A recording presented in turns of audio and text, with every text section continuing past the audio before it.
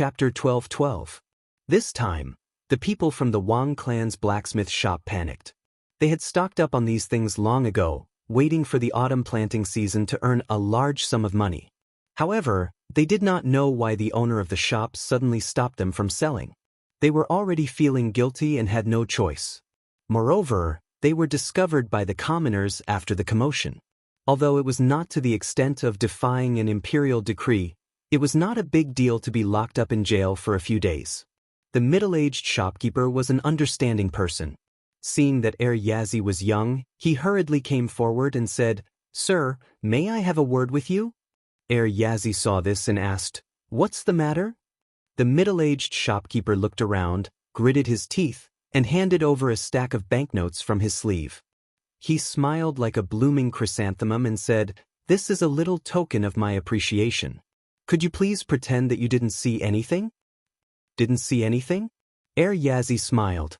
He took out the banknotes the shopkeeper gave him. Instantly, the commoners and officials who had been paying attention to the shopkeeper were enraged. The smile on the shopkeeper's face froze. "Oh, this is a lot of money." Although Yazi was young, he had replaced his father to enter the magistrate court. He was not even 18 years old and was considered the youngest person in the magistrate court. However, it was also because of this that Yazi's upright and plain-spoken character made everyone in the magistrate court particularly fond of him. At this moment, Yazi took out the banknotes in his hand one by one and waved them casually. The commoners who were watching did not pick them up. Instead, they stared at the shopkeeper with bloodshot eyes. When the shopkeeper and his workers saw this, their legs could not help but tremble. "Yazi, what are you talking about? What do you mean by this?" When the shopkeeper saw that they had fallen out, he became unyielding. "Although Lao Tzu does not know if your lifetime salary is more than the banknotes Lao Tzu gave you, I will remember you." As he spoke, the innkeeper said fiercely, "You guys still don't know, right? Many of the businesses in Chang and city belong to my Taiyuan Wang clan. If you dare to offend my Wang clan, believe it or not, my Wang clan will make sure that you won't be able to buy even a single grain tomorrow." "He Wang Shi, you're really impressive." At this moment, Niu Weili's voice rang out from behind the crowd. Following him were more than a dozen burly men. Anyone with a discerning eye could tell at a glance that those people were not from the Chang and local government. Niu Weili's voice caused the shopkeeper's face to stiffen. The next moment, the shopkeeper hurriedly turned around, his face brimming with a friendly smile once again. "Isn't this Lord Niu? What wind blew you here? Let's go to Chang and Hotel and talk about what happened today." "Chang and Hotel?" Niu Weili was overjoyed. "Do you know who owns the Chang and Hotel?" At this moment, if the middle-aged man still didn't know what Niu Weili meant, he would have lived in vain. He asked with a fake smile, "Then according to Lord Niu, what should we do about today's matter?" "Smash it." "Yes. Smash the store. Damn it, we've been waiting for this autumn to plant some life-saving grain. But this son of a bitch, he actually hid the iron hose and refused to sell them? Motherf asterisk cur, such a person is a scourge. Let's just F asterisk king kill him." "Yes, Lord Niu, chop his head off." Niu Weili didn't say anything. With his hands clasped behind his back, he looked at the angry people around him with a smile. When they were almost done venting their anger, he said, Well, let's go back to the government office and talk about this. After all, talking about it here will damage your Wang clan's reputation." The shopkeeper of the Wang clan, the middle-aged man, finally darkened his face. "So, Lord Niu, you don't want to give me face? Face?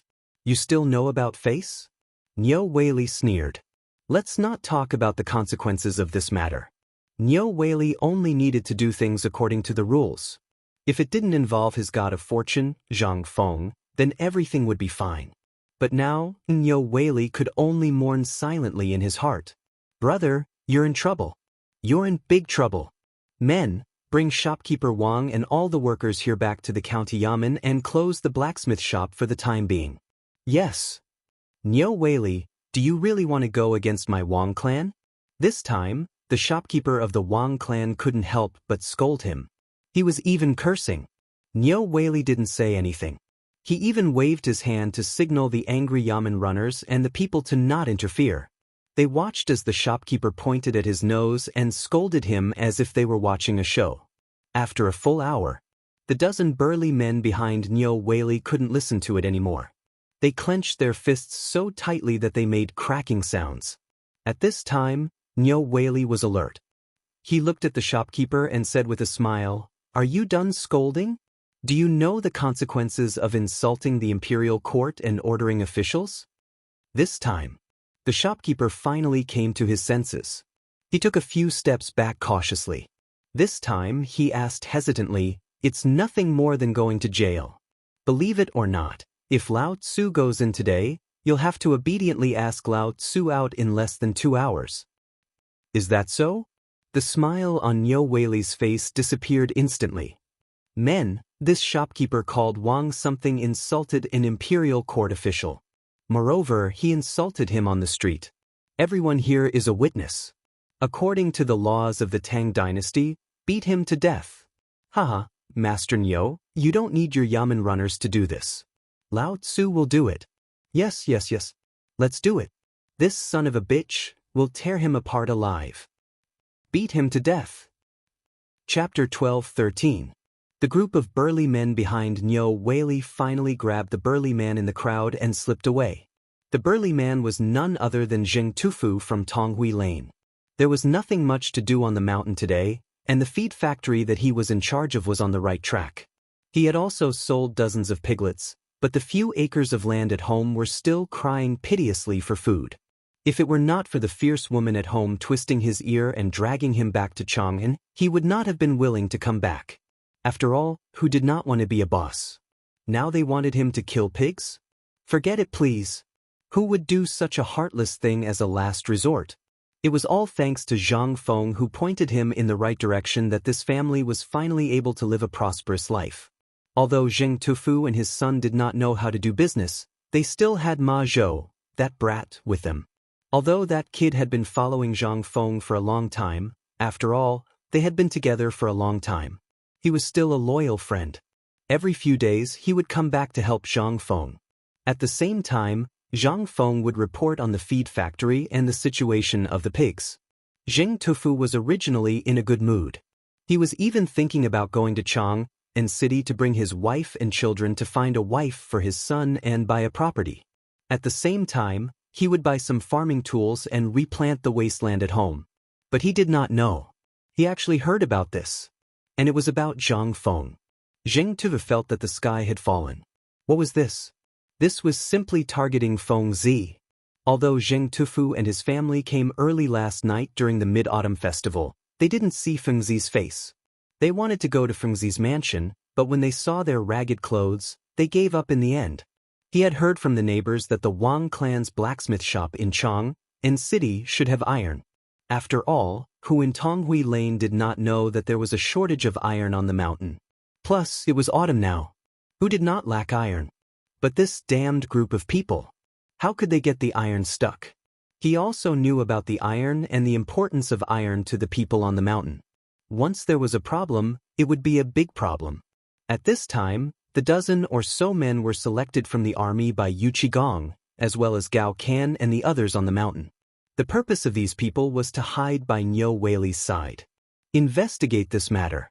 At this moment, in the government office of Chang'an, Nyo Whaley, Gao Can, Yuchi Baolin, Yuchi Baoqi, Zheng Tufu, and the others took their seats. Nyo Whaley's expression was grave as he said, "Over the past 2 days, this official has investigated the shops of the Wang clan, the Zheng clan, the Li clan, and the other major clans in Chang'an. But now it seems that this is the only result. What should we do?" The people sitting there were a bunch of rough people. Their purpose here was to blow things up. This was also the mission that Zhang Feng had given them. Tell them to stir up this muddy water. The bigger the matter, the more advantageous it would be for Zhang Feng. Zheng Tufu just happened to meet a few people. That was why he volunteered to join in. After all, he still had some reputation in Chang'an. It would not be easy for him to be exposed. At this time, Yuchi Baolin said while smoking, "We don't understand these things. Feng Zi's mission is to stir things up. As for how to deal with this matter, Feng Zi wants to leave it to Lord Niu. Hearing this, Niu Weili was also troubled. When he was in Lantian, he had seen the power of the Wang clan. Although he wanted to help Zhang Feng now, he could only do it like today. If this matter blew up, not to mention the benefits and disadvantages, he might even lose his life. After all, if these people wanted to kill someone, it would be a piece of cake. Report. Lord Niu, there are 5 youths in the front hall. They say they want to see you. Youths? At this time, Niu Weili was really troubled. How could he be in the mood to see these people? But he was still cautious. He asked, did they say anything? Lord, one of them said his name is Ma Zhou. Ma Zhou? Ma Zhou? Jing Tufu's eyes lit up. Lord Niu, we don't have to worry anymore. This Ma Zhou is Feng Zi's favorite student. This means that Feng Zi really wants to make a move this time. Quickly invite them in. Niu Weili was instantly energized. He hurriedly got up and went out to welcome them. Gao Can and the others also breathed a sigh of relief. They were fine with fighting and using their fists, but they really couldn't do this. Now that Ma Zhou and the others were here, their good days were really here. Anyway, they had Feng Zi's approval. In this Chang and hotel, they could eat and drink for free. Where else could they find such a good thing? After a while, Ma Zhou, Hao Chujun, Guo Shiyi, Li Yifu, and the others were invited into the hall by the Yamen runners. Ma Zhou then said, Master has already made a decision on this matter. This matter is settled. Master wants us to pass on a message to Lord Niu. Ma Zhou nodded his head and said, Master has already made a decision on this matter. Niu Weili asked with a passionate look, what message? Lord Niu, are you afraid of trouble? Chapter 12:14. Chang and was once again shrouded in dense fog. And at this moment, the night patrol soldiers of Chang and city were continuously passing through every corner of Chang and city. Within Chang and city, apart from these people, there was no one else to be seen. But in the darkness, burly figures were rapidly shuttling out from every corner of Chang and University, and then scattered in the darkness. Yen Lai Restaurant. At this moment, Yen Lai Restaurant was still brightly lit. Due to Zhang Feng's actions at the meeting the day before yesterday, Yen Lai Restaurant's popularity had simply risen. Usually, there were very few guests who could stay overnight. But now, there was simply an endless stream of people. There were no empty seats. And that Yen Lai Restaurant's brothel keeper's mouth seemed to be fixed below her ears, not moving at all. The night before yesterday, because of their ruckus, they had actually disturbed the emperor. Yesterday, all the major brothels in Chang and had suffered a calamity, and Yen Lai Restaurant had also been severely punished by the Internal Servants Department. But this did not affect Yen Lai Restaurant's popularity. Because of that group of musicians that Zhang Feng had borrowed previously. At this moment, Yen Lai Restaurant had been playing this song from morning till night. This had caused that group of musicians to suffer, playing the song that Zhang Feng had composed over and over again. Although it had greatly increased their popularity, and had even been directly booked for future performances by some wealthy families in Chang'an City, but their hands and mouths could not bear it. But now, there was no other way. Because the 4 great demon kings had returned. If they did not serve these lords well, not to mention living, they would not even be able to take care of themselves. In a compartment on the 2nd floor of Yen Lai Restaurant, Cheng Chumo and the rest had long been drunk from the compliments of a group of men and women. Even that Du Go was already lying on the ground drunk. At this moment, following the arrival of Yuchi Baolin and the rest, after whispering to Li Chengqian and the rest for a while, Li Chengqian gave a signal with his eyes. Cheng Chumo waved his hand and said, "Everyone." Instantly, the clamor in the entire Yen Lai Restaurant temporarily stopped. Everyone upstairs and downstairs looked at the people on the 2nd floor. "Everyone, it's rare for us to leave the mountain today. I'm sure you don't know the purpose of our visit, right?" Tonight, the 4 great demon kings had come out of seclusion to treat them. Those invited to the banquet were all famous stubborn people in Chang. More importantly, they were the disciples of the aristocratic families, as well as the children of the princes, dukes, and officials. How could these people not know their identities? At this time, seeing Chungchumo shouting, he hurriedly asked, "Brother Li, what happened to Brother Chin? We're all brothers. If we can help, we'll definitely help." "Yeah. We are all brothers. What's the matter? Just tell me. We have some connections in Chang and City." Seeing this, Li Chengqian exchanged a look with Chungchumo. Then he stood up and cupped his fists, saying, "Everyone, I presume you all know the recent situation in Chang and City? Lack of iron?" Someone asked hesitantly. Li Chengqian nodded. "It's a lack of iron. Now, the dean of White Deer College is anxious day and night because the people can't plant in autumn. So, we want to do something. After all, you saw what happened last night. However, Li Chengqian, promise you that if anyone can get iron, I'll buy it at the original price. I'll also give the person who sells the most iron a place to go to Chang and University. What do you think?" In an instant, all the stubborn people were in an uproar. Who didn't want to make a name for themselves? Previously, everyone thought that Chang and University and White Deer College were like the 5 snakes and scorpions. But now, it was different. As Zhang Feng's reputation grew, more and more things happened. Now, as long as the students wore the uniforms of these 2 colleges, they could do whatever they wanted in Chang and City. How could they miss out on such a good thing? But they also knew that this iron matter was serious. They couldn't help but feel conflicted. Seeing this, Li Chengqian secretly said, as expected, "Everyone, do you know that the plague of locusts and the food shortage have already hurt the foundation of the Tang dynasty? Once the autumn planting is delayed, there will be a real food shortage next year. Not to mention the people, I'm afraid that the farmers in your fields will." Hearing this, everyone's expression changed. Although there weren't many stubborn people who received the invitation tonight. But these were all people who had a say in Chang. They knew more than the others. At this time, seeing that Li Chengqian wanted to say something but stopped, someone couldn't help but ask, "Young Master Li, don't be so secretive. We've drunk together so many times. If we're brothers, just say it. We'll try our best to help. But I also have some fields. If there's a problem with the people's autumn planting this year, what will it have to do with us?" "Good question."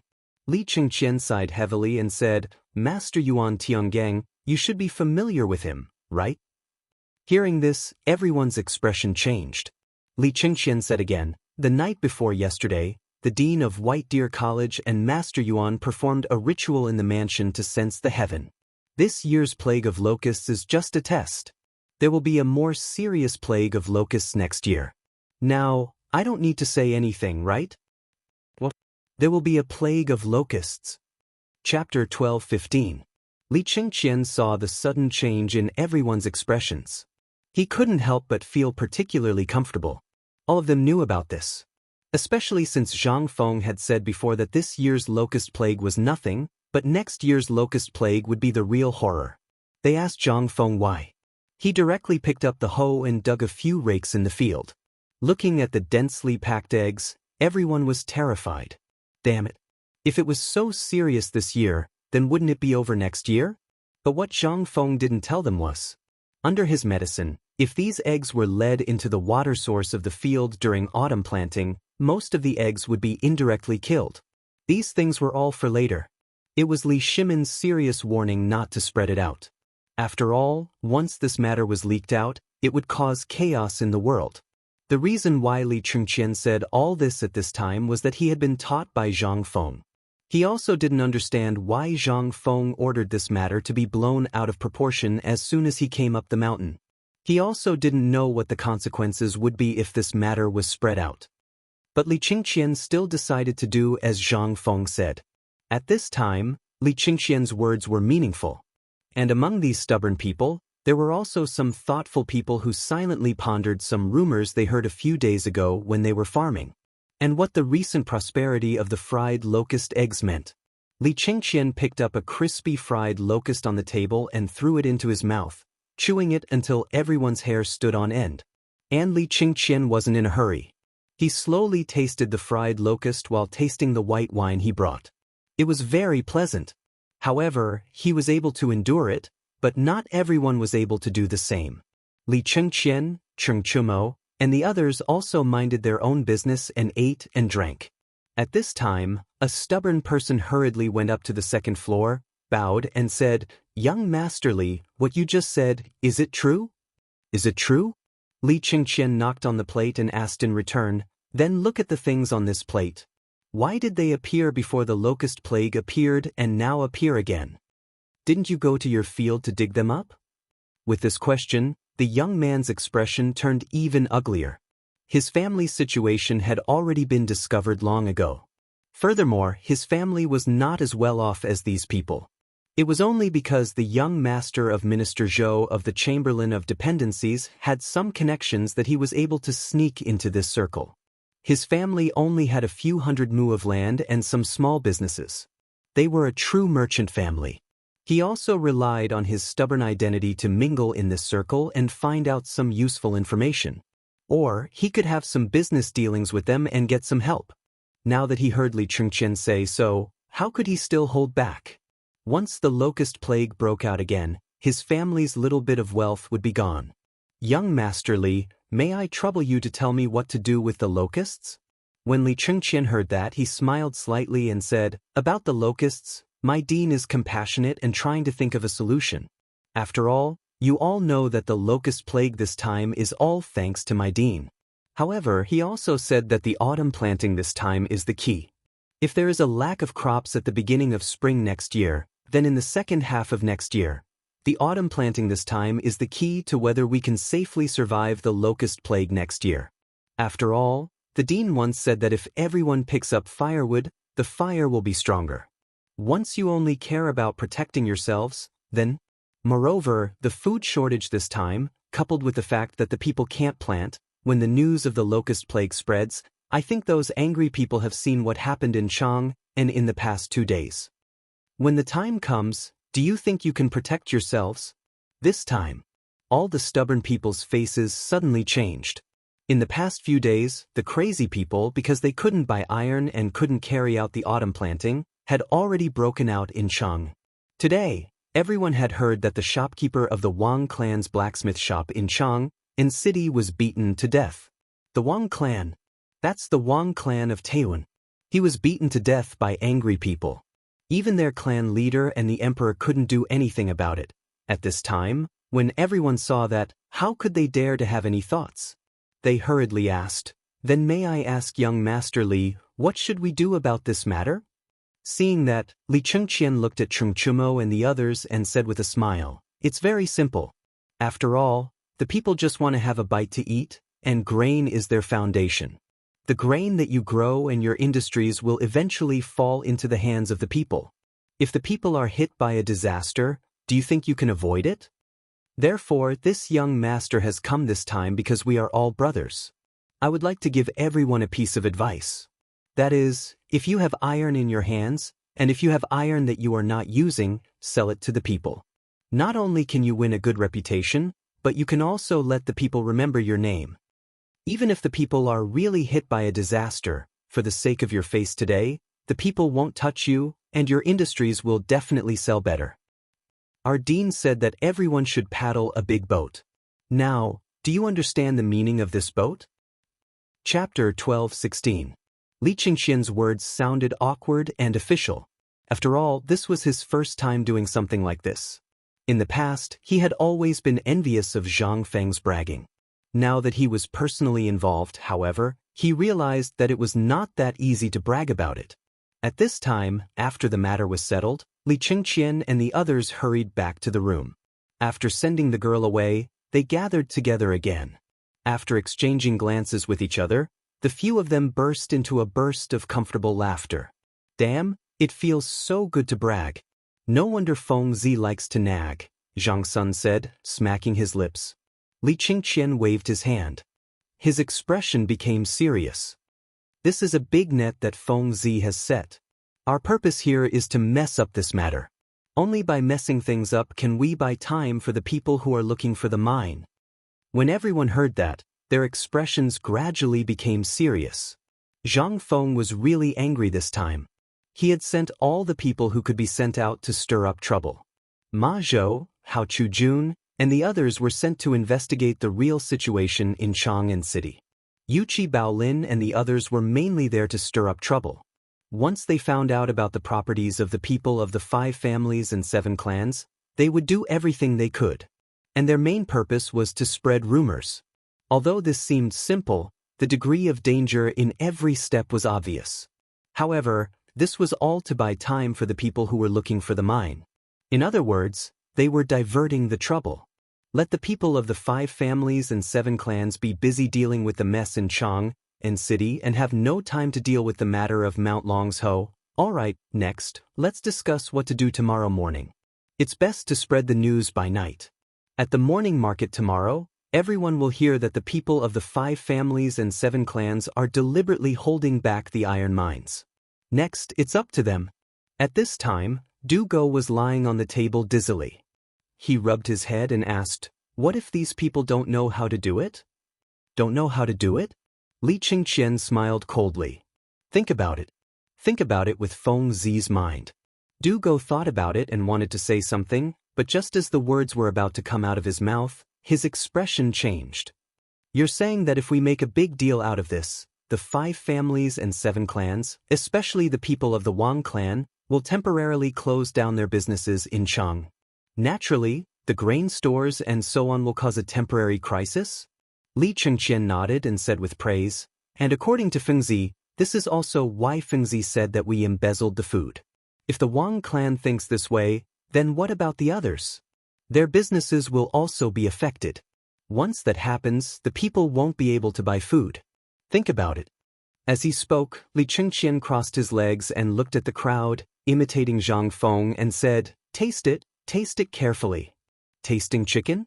Do you still need supplies for this? Wasn't this Zhang Feng's trick? However, this move was truly ruthless.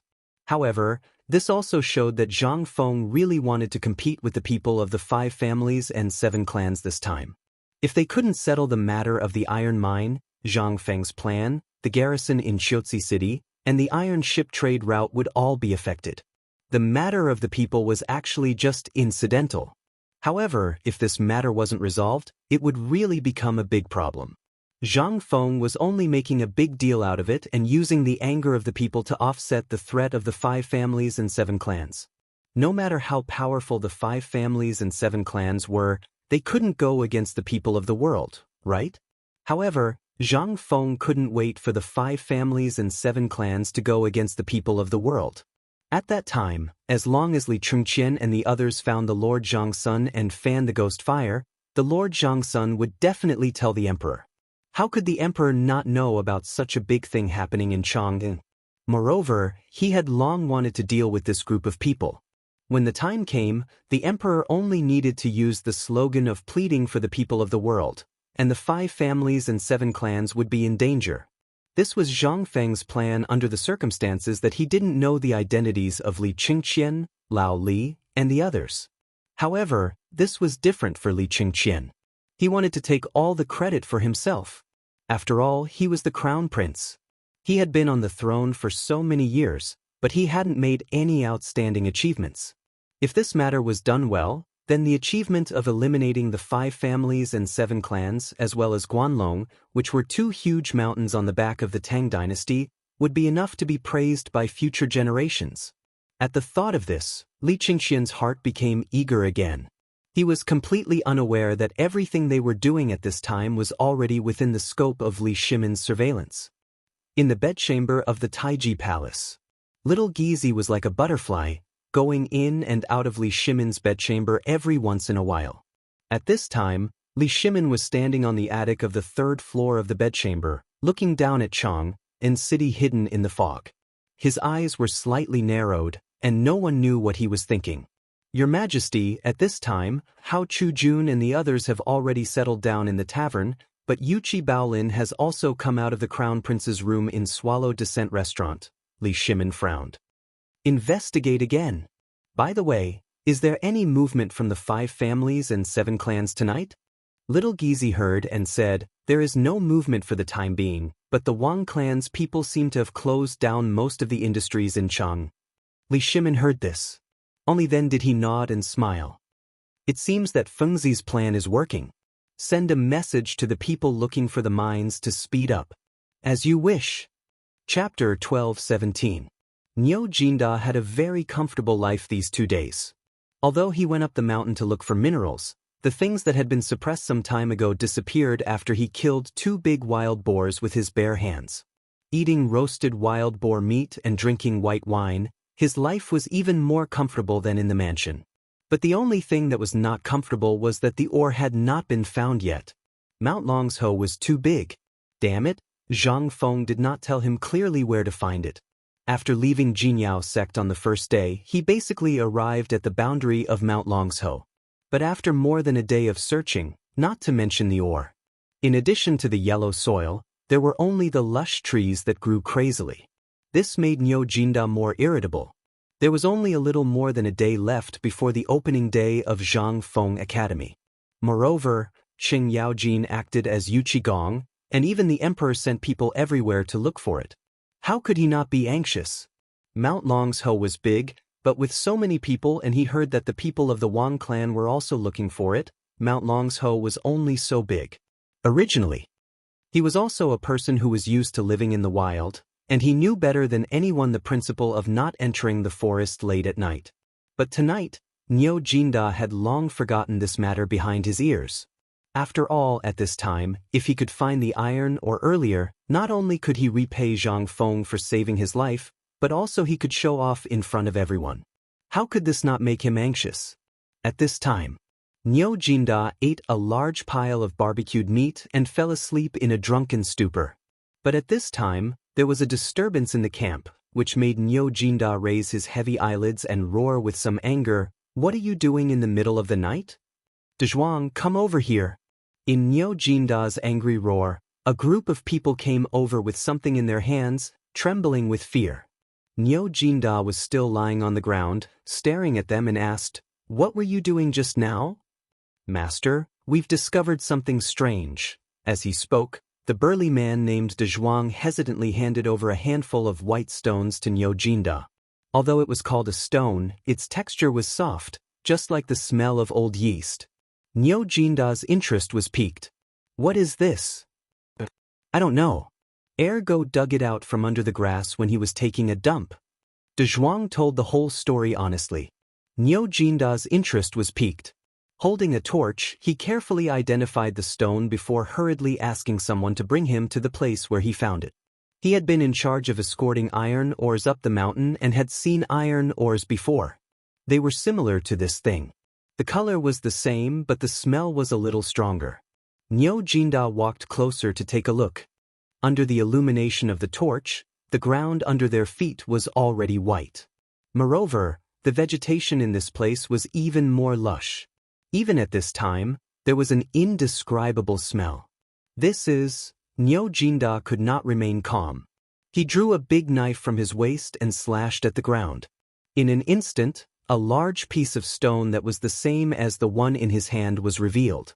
Moreover, there was a crisp sound when the big knife hit the ground. Apart from this stone, what else could it be? He remembered that Zhang Feng had once said that this thing was hidden underground. This thing seemed to be hidden underground, and its color was exactly the same. Could it be that this thing was an iron mine? The iron ore they had been looking for? At this time, Niu Jinda could not remain calm. He waved his hand and said, "Who knows about iron ore? Come, let Lao Tzu see if this thing is an iron ore." What was this? This was a great contribution. Although Niu Jinda was sure that this thing was an iron ore, he still found someone in the mansion who knew a little about iron ore to be careful. He came to see for himself. That person held the stone and looked at it, then used his sleeve to wipe it. He even held the stone and used a knife to hang a little powder and put it in his mouth to taste. "How is it? Is it an iron ore?" Niu Jinda squatted beside that person and asked with a fervent look in his eyes. That person hesitated. What nonsense is there? Show it to Lao Tzu." That person was a little hesitant. Although this thing had some characteristics of iron ore, he was a little unsure if this thing was an iron ore. After all, this thing was a little light and had a pungent smell. If it was a real iron ore, it would not have such a smell. However, under Niu Jinda's urging, he stammered and said, "Sir, this thing is indeed an iron ore. Although it looks like an iron ore, I'm not sure if it is." After all, it was dug out from the ground and is different from what we normally see. Tell me the result. Niu Jinda was too lazy to care about these things and asked. That person was frightened and hurriedly gritted his teeth and said, "It should be an iron ore." This person's uncertainty made Niu Jinda's heart waver. Just as he said, the iron ore they had seen was dug out from the ground for a long time. How could they have seen iron ore that was just dug out? At this time, Niu Jinda did not know what to do. However, looking at the white stones all over the ground, Niu Jinda gritted his teeth and said, "Collect quickly. We must reach Chang and city before dawn." Chapter 12:18. In the past 2 days, Zhang Feng had spent all his time on mining and spreading rumors, so he had a lot of free time. But this leisure was also relative. After all, 3 days of preparation was quite rushed. Last night, old Xiaotsai, Jingshu, Zhang Yuyao, and even Zhang Shan went up the mountain early. And Zhang Feng's wooden house was also demolished. At this time, they entered a spacious and bright villa. Last night, it took a lot of effort for him and Mokido to finally make the glass. However, due to the lack of technology, they could only make frosted glass. It was the kind of glass that had carvings on it, and the scenery on both sides couldn't be seen. Even on a piece of glass, one could see 2 or 3 colors. Although Zhang Feng was still a little dissatisfied. But he could only make do with it. When these pieces of glass were put on, it would have a different flavor. In the room, Jingshu and Yuyao carefully dressed Zhang Feng, and even put on the Confucian robe that he wore during the opening ceremony of Chang and University last time. Originally, according to Zhang Feng's intention, he was going to wear a Chinese tunic suit during the opening ceremony. But now, under the strong opposition of old Xiaotsai and the others, Zhang Feng could only admit defeat. At this time, in another single-family villa on the side of Zhang Feng's villa, Yu Shernan and the other Confucian scholars also changed into white and blue Confucian robes and slowly walked out of their own villa. As soon as they went out, a touch of unconcealable excitement appeared on their faces. This academy was basically taken care of by the 4 of them, and to be able to live in such a villa was enough for them to show off for the rest of their lives. The thatched waterfall that they talked about before was simply bullshit at this time. How could it be more comfortable than living in this villa? From the inside to the outside, Zhang Feng basically did it himself. From the bed to the furnishings and so on, Zhang Feng basically decorated it according to modern classical decoration knowledge. Not to mention them. Even if Liu Ban was alive, Zhang Feng was also confident that he could beat them. When the 4 of them left the villa, they bumped into Ma Zhou and the others who were waiting for them. Ma Zhou, Li Chengqian, and the others naturally knew about today's big event, so they returned to White Deer College early. Seeing the 4 great scholars come out, Li Chengqian reported what happened at the foot of the mountain in the past 2 days. However, the 4 great scholars were obviously not interested in these conspiracies. Instead, they asked, "How is the market at the foot of the mountain? Everyone who should be here is here, right?" "They're here." Li Chengqian was a little depressed. He originally wanted to flatter them, but he didn't expect that the 4 great Confucians weren't interested in such things. Yu Shernan nodded and said, "That's good. Make the necessary preparations. The sect opening ceremony will officially begin at noon. You can go and entertain the guests. Right now, at the mountain gate, it's basically Teacher Wenji, Teacher Zi Huai, and the people from Tong Hui Fong who are socializing. Should we prepare to lead the guests to the academy?"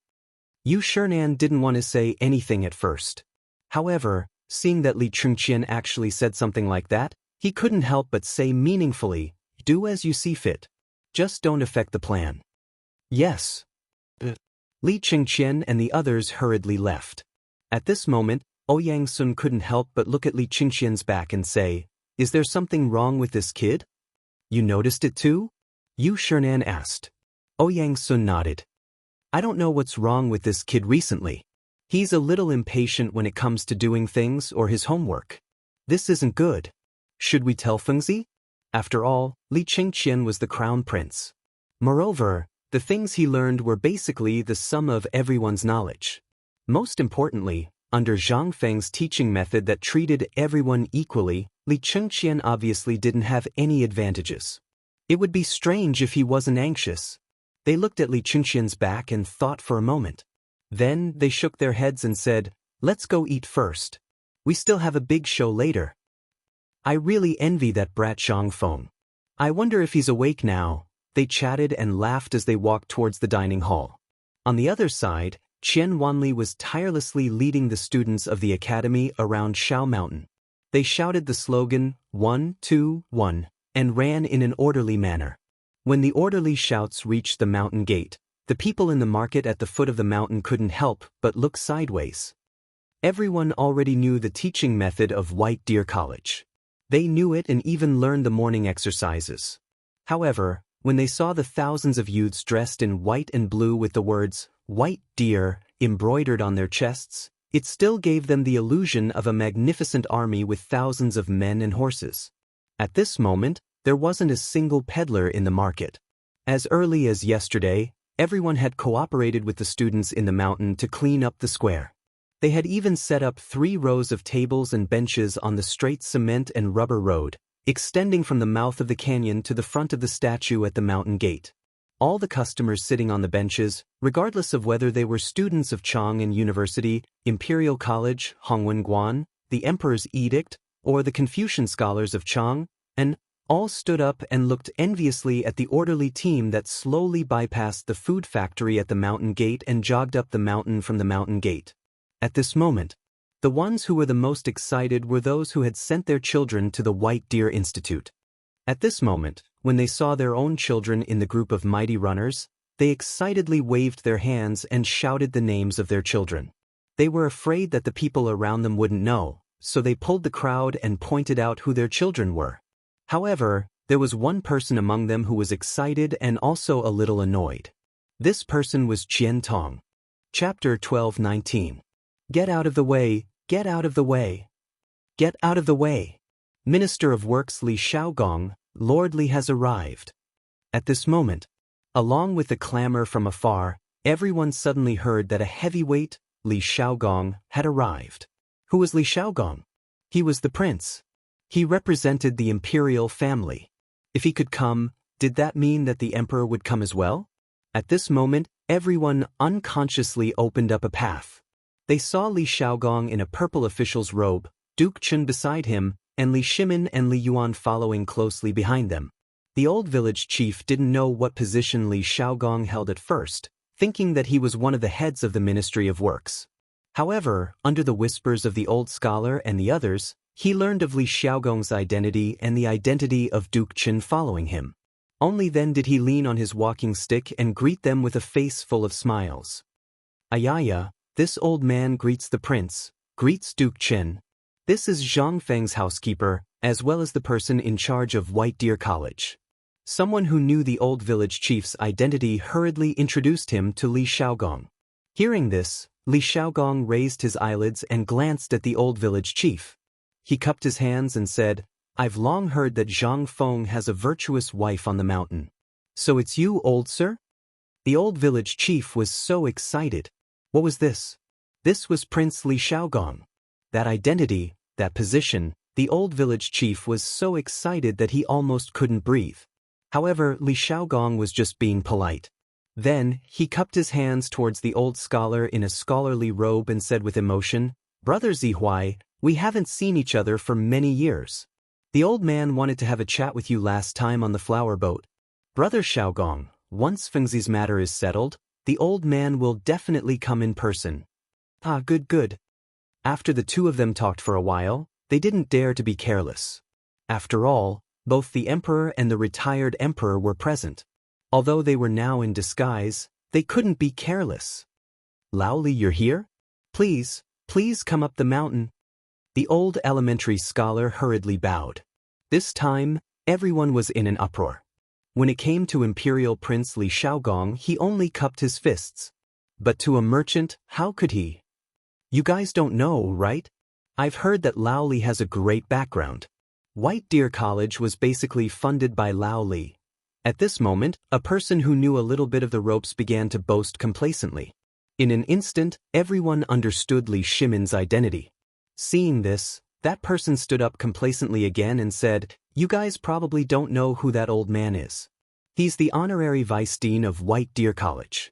Whether it's Mr. Zihuai, the ministers in the imperial court, the 4 great scholars, or that godson Simiao, he's been through life and death with them."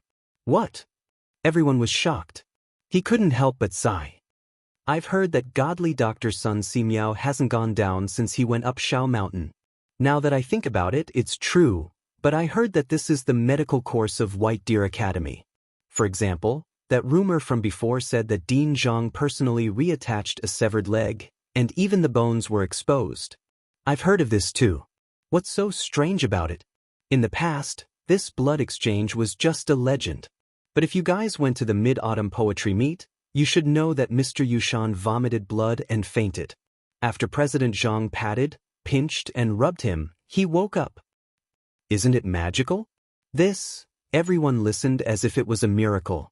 No one knew how Zhang Feng did it, but they had only heard rumors that it was the miraculous medical knowledge of White Deer Institute. Today, most of the people who had come were here because of this. After all, everyone would encounter a time when they were injured. What was this? If they learned this, not only would they be able to provide for themselves, they could even open a clinic. The more they thought about it, the more impatient the doctors in the crowd were. As for the students from the 2 academies, they couldn't sit still either. White Deer College was indeed a good place. Frankly speaking, they were going there to become grand scholars. But they knew their own situation. Who could guarantee that they would be able to become grand scholars? It wasn't a big deal before the White Deer Academy had appeared, but now that the White Deer Academy had appeared, everyone couldn't sit still. Not only could they come to school, but at the very least, even if they couldn't become grand scholars after 3 years, they could at least have a living guarantee. At this moment, everyone in Shao Mountain Market was excited. Every time they saw a customer who could go up the mountain, they would comment on it. But at this moment, a voice rang out. Everyone's heart couldn't help but sink. Cui Mengshan from the Cui family from Qinghe, Shandong has arrived. Shandong? Cui family from Qinghe? Cui Mengshan? Zhao Ri? Isn't this the Shandong landowning family? Is he here to cause trouble? Chapter 12:20. Zhang Feng didn't know what happened at the foot of the mountain. At this time, he was speechless as he watched Jing Shu carefully trim his eyebrows and the beard around his lips with a razor. Li Chengqian and the others also came to report from time to time who had arrived. Zhang Feng was also speechless. He wanted to just let it go. But once he said so, Jing Shu would hold him down. At this time, Li Chengqian's voice sounded again. "Fengzi, Mr. Bo sure asked you to hurry up. Duke Chen and Prince Li are both here." Zhang Feng looked at Jing Shu and Zhang Yuyao in the mirror speechlessly and said, "I say, this should be enough, right?" Jing Shu carefully trimmed Zhang Feng's eyebrows. "Prince Zhang, you are now a great scholar. You are equal to Mr. Bo Shi, Duke Chen, and the others. And there is a rule for the opening of the academy. You can't go out until the auspicious time. Prince Zhang must know this, right? So, I hope Prince Zhang can wait for a while. The auspicious time is less than an hour away. Please wait for a while." Zhang Feng was speechless. He took the 2 women's hands and said, "Well, you 2 also have a rest. I have to think about who will come later and make some preparations." "What preparations do you need to make?" Jing Shu was surprised. But she still sat opposite Zhang Feng obediently and asked. Zhang Feng smiled faintly and said, "You just wait and see. The people of the 5 surnames and 7 clans are not fools. At this time, they definitely won't jump out. But think about it, who else do Zhang Feng, have enemies?" This time, Zhang Yuyao was really confused. She didn't know anything about Zhang Feng. Everything was in a mess. She didn't know how many enemies Zhang Feng had. But in her memory, it seemed that except for the people of Guanlong and the people of the 5 surnames and 7 clans, Zhang Feng didn't seem to have any opposition to him. But Jing Shu frowned slightly and said, "You mean the people of Shandong?" Zhang Feng nodded. At this time, Zhang Yuyao's face changed slightly. Even if she didn't go out often, she knew about the nobles in Shandong. After all, it was the hometown of Confucius, the birthplace of the world's literature. Those landowning households, on the other hand, considered themselves to be the descendants of Confucius. To make trouble at this time. Then, involuntarily, Zhang Yuyao was about to cry. She held Zhang's hand tightly and said, "Prince Zhang, if they come at this time, they hadn't." "Don't say it, Sister Yuyao." Jing Shu hurriedly interrupted Zhang Yuyao and said, "Prince Zhang will deal with this matter in this way." But last time on the Mid-Autumn Eve, they should have seen Prince Zhang's ability. Those who can come to Mount Shao at this time shouldn't be ordinary people. Zhang Feng's eyes lit up when he heard this. He really hoped that the person who came was someone important. Although he knew that those who could come at this time should be at the same level as Yu Shinan and the others, he knew nothing about the nobles in Shandong.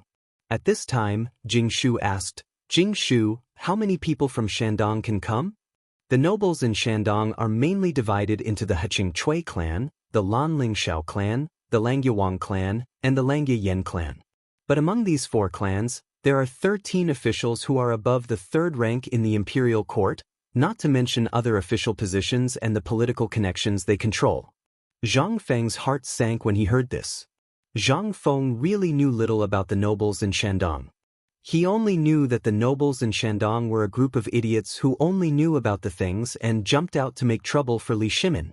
But now it seemed that things were not as simple as he thought. Officials above the 5th rank had to attend the morning court and had official positions that could cover the sky with one hand. These 4 clans had 13 3rd-rank officials? What did this mean? In the imperial court at this time, whoever had the most people would have the final say. These 13 3rd-rank officials, plus his subordinates, might have more subordinates than 13 4th-rank and 5th-rank officials. In this case, then things would be difficult to handle. Poor Li Shimin. Although he was said to control all the officials in the imperial court, but among them, if he excluded the people from Shandong, the people from the 5 clans and 7 families, as well as the people from Guanlong, how many people did he have? At this moment, Zhang Feng couldn't help but mourn for Li Shimin, who he respectfully called the Emperor of all ages. "Feng Zi, not good, Chui Mengshan from the Qinghe Chui clan is here." At this time, Li Qingxian's voice was serious at the door, and then he added, "Mr. Bo Shi and the others are asking if the opening ceremony is about to start. Otherwise, there might be changes." Zhang Feng's face darkened. "Then let's start. I want to see what this Chui Mengshan is up to." "All right." Li Qingxian thought for a while, and then left. Chapter 12:21. At this time, in front of the teaching building of the academy, rows of seats had already been placed. On the high platform in front of the teaching building, the 4 great scholars, Li Yuan, and the others had already sat on it, and the seat in the center was empty. Anyone with discerning eyes could tell that it was prepared for Zhang Feng. After all, Zhang Feng was the main character today. But when Chui Mengshan and the others from the Chui family of Qinghe arrived, Li Yuan and the others on the stage couldn't help but change their faces. Even the people below the stage who knew this master also changed their faces at this time. Needless to say, the people of Shandong's aristocratic families had always been a little resistant to other people opening academies. To their knowledge, most of the people in the academy had to have a famous teacher to be qualified. As for those who had a famous teacher, they had to be from a clan in Shandong or an outstanding talent from Confucius and Mencius to be qualified. But in their eyes, Zhang Feng was born in the wild. And what Zhang Feng stood for was not the same as what they stood for. Instead, it was somewhat contradictory. It would be strange if they didn't come. Li Shimin had already warned Shandong. And he deliberately let people spread Zhang Feng's poem in Shandong. The main purpose was that he was afraid that this group of bastards would come to make trouble. But now, obviously it was too late. This bunch of bastards had obviously turned a deaf ear to his words. The most direct thing was that Zhang Feng was going to find out who he really was. Although this was an opportunity, once he showed his cards at this time, it would give Zhang Feng 2 choices. At this time, it was not to say whether they could be brothers or not. Instead, he put a multiple-choice question in front of Zhang Feng. Either he would go down the dark path with him, or he would stand on the same side as the people of Shandong's aristocratic families, the 7 clans and Guanlong. After all, The people of Guanlong chose to believe Zhang Feng for the time being because Zhang Feng didn't know Li Shimin's identity and was sure that Li Shimin didn't dare to show his cards at this time. But now, once Li Shimin showed his cards, the people of Guanlong would definitely come to ask Zhang Feng first. After all, at this time, Zhang Feng and Li Shimin's industries had slowly begun to infiltrate Guanlong's industries. This was a big plan. Once there was a mistake now, then, thinking of this, Li Shimin couldn't help but stand up with a slightly gloomy face. But Yu Shernan seemed to understand Li Shimin's meaning at this time and hurriedly pressed him down. Looking at Cui Mengshan, who was slowly walking up the stage, Yu Shernan clasped his fists and said, "Brother Cui, long time no see. I didn't expect you to come in person today." Cui Mengshan's appearance was a little thin. His gray hair was meticulously combed, but it still couldn't hide his baldness. His mustache was also a little curly, but it was unknown what he had smeared on it. At this time, it looked hard, as if it was glued to his lips. His plain face was a little dark. At first glance, he looked like a farmer. But this was excluding his pair of triangular eyes and thin lips, which gave people a sharp and unkind first impression. However, those who knew him well would know that he was terrifying. Not only was he sharp and unkind, but he was also unusually cruel and merciless. If someone dared to disobey him, that person would be unlucky. But his status was not low at all. He was known as the 38th generation great-grandson of Confucius. Even Li Shimin would have a headache when he saw this title. In addition, he had a lot of titles, such as the #1 Confucian in Qinghe, and so on. At this time, seeing Yu Shernan like this, he just slightly clasped his fists and went straight to the main seat, ready to sit down. At this time, Yu Shernan stood in front of that chair unintentionally and looked at Cui Mengshan with calm eyes, saying, "Brother Cui, I didn't know you were coming, so old man specially prepared a seat for you," while speaking. Yu Shernan pointed to the chairs that two children were putting next to Ouyang Kai and Lu Hongwen. Cui Mengshan glanced at the chair sitting at the edge and squinted at Yu Shernan, saying, "Brother Bashi, old man calls you Brother Bashi for the time being. Do you think that old man doesn't deserve this seat?" This time, everyone present was in an uproar. What the hell? This old guy didn't hide it at all. Even in the main house, he did it according to the identity of a guest. Moreover, didn't he know what day it was today? What was this? This was simply a slap in the face. A naked slap in the face. Yu Shernan slowly put away the smile on his face. But at this time, the old Xiaotsai and Li Shimin got up almost at the same time.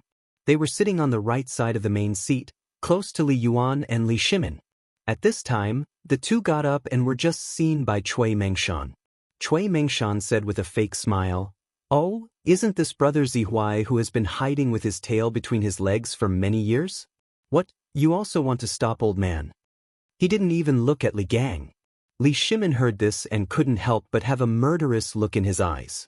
"This old thing I gave you face, didn't I?" But at this time, seeing that the atmosphere was getting heavier, Duke Chinho Junji got up with a smile and said, "Brother Cui, how have you been? Come, how about sitting with old man?" Chapter 12:22.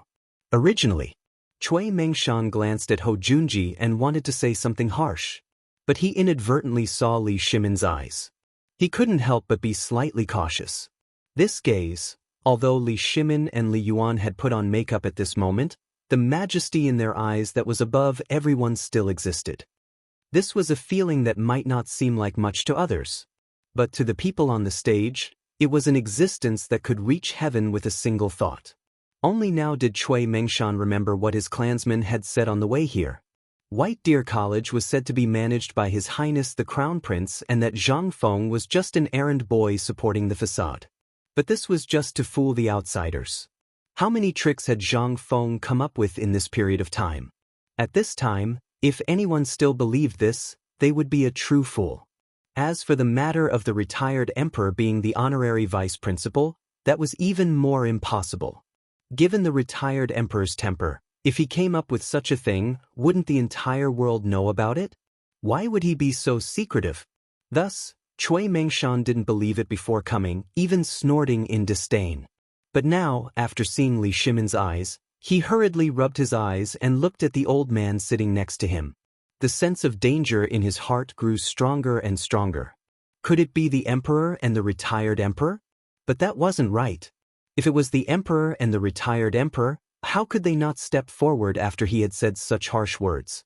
Moreover, where was the crown prince? Wasn't it said that this was something the crown prince came up with? Where was the crown prince?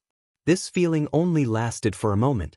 Cui Mengshan took a deep breath, clasped his fists, and then sat down on Ho Junji's seat.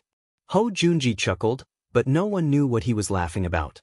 And Ho Junji had long since wanted to sit next to Li Yuan. This made him extremely uncomfortable, as if there was a dagger on his back. But now it was fine. Since someone had taken the initiative to stir up trouble, he would let that old fellow do as he pleased. Let's see if the emperor and the retired emperor wouldn't kill him after this. Cui Mengshan was also nervous. But this was exactly what he wanted. If his guess was true, then he would expose the identities of the emperor and the retired emperor in front of everyone today. With this as a threat, he was not afraid of what the emperor and the retired emperor would do. If it wasn't what he was thinking, he would have exposed the lies about White Deer College. In short, he had Zhang Feng under his thumb today. Once the academy was opened, it would be a disaster for the Shandong landowning households. Originally, the Imperial College and the Hongwen Guan School were the places that they, Guanlong, and the 5 surnames and 7 clans had all tacitly agreed upon. But after this kid appeared, everything changed. From the beginning of the Locust Plague, when Shandong opposed the emperor's unbridled aid to the Longyu Dao and ignored the disaster in Shandong, the emperor had already cleaned it up. From that time on, the emperor seemed to have intended to do so. He paid special attention to the Hongwen Guan School and the Imperial College. But unexpectedly, during the mid-autumn hunt, this bastard Zhang Feng had used some unknown method to bribe Guanlong's men. Then, as if they had gone crazy, these people used all the things that this kid had created in the Imperial College and the Hongwen Guan School. This inevitably sounded the alarm for the Shandong landowning households. For Guanlong, their main business was business, so what happened to the 2 academies had nothing to do with them. But it was different for the 5 surnames and 7 clans and Shandong. Once this place was out of control, it would be troublesome in the future. Therefore, after discussing with the 4 great clans, he was willing to come out of the mountain and meet this kid. If this kid knew what was good for him, then so be it. But if he didn't, then, at this moment, Qian Wanli's shouts were heard in the square. Once again, the gymnastic exercises were performed in unison in the huge square. The 8th set of radio gymnastics is ready to begin. Stretching exercise. Following Qian Wanli's shouts, the sound of musical instruments suddenly rang out in the square. Following the sound of the musical instruments, the thousands of people in the square also began their morning exercises. Those who were invited, as well as the Confucian scholars from the Hongwen Guan Imperial College, although they had seen this before, looked at the situation in the White Deer College and their own students. It was simply too horrible to look at. But at this moment, while everyone was shaking their heads and praising the beauty of this morning exercise, and even Sun Simiao was nodding his head in agreement, Cui Mengshan's voice rang out again. What nonsense is this? The academy is not like other academies. This is just a trick for fun. How can this be considered the main topic of the academy? However, just as everyone was raging, Zhang Feng's voice slowly rang out beside them. May I know who this old man is? I remember that he wasn't within the scope of my invitation.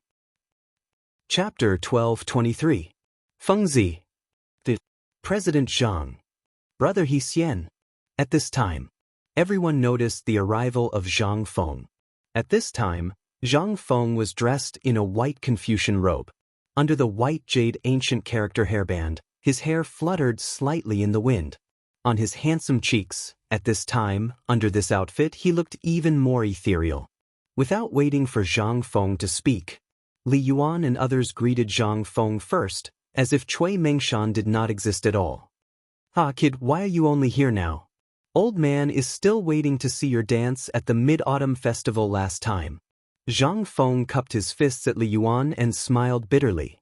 Later, when this kid is done with this matter, it must have been arranged long ago. At that time, you can just watch your grandson's performance. The speaker did not mean it, but the listener had the heart. Li Yuan, basically everyone present knew.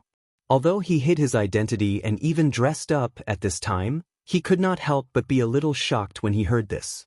After all, at the Mid-Autumn Festival last time, everyone did not realize that the Crown Prince was actually among them. After all, under the illumination of the light, plus the uniform, who could recognize it?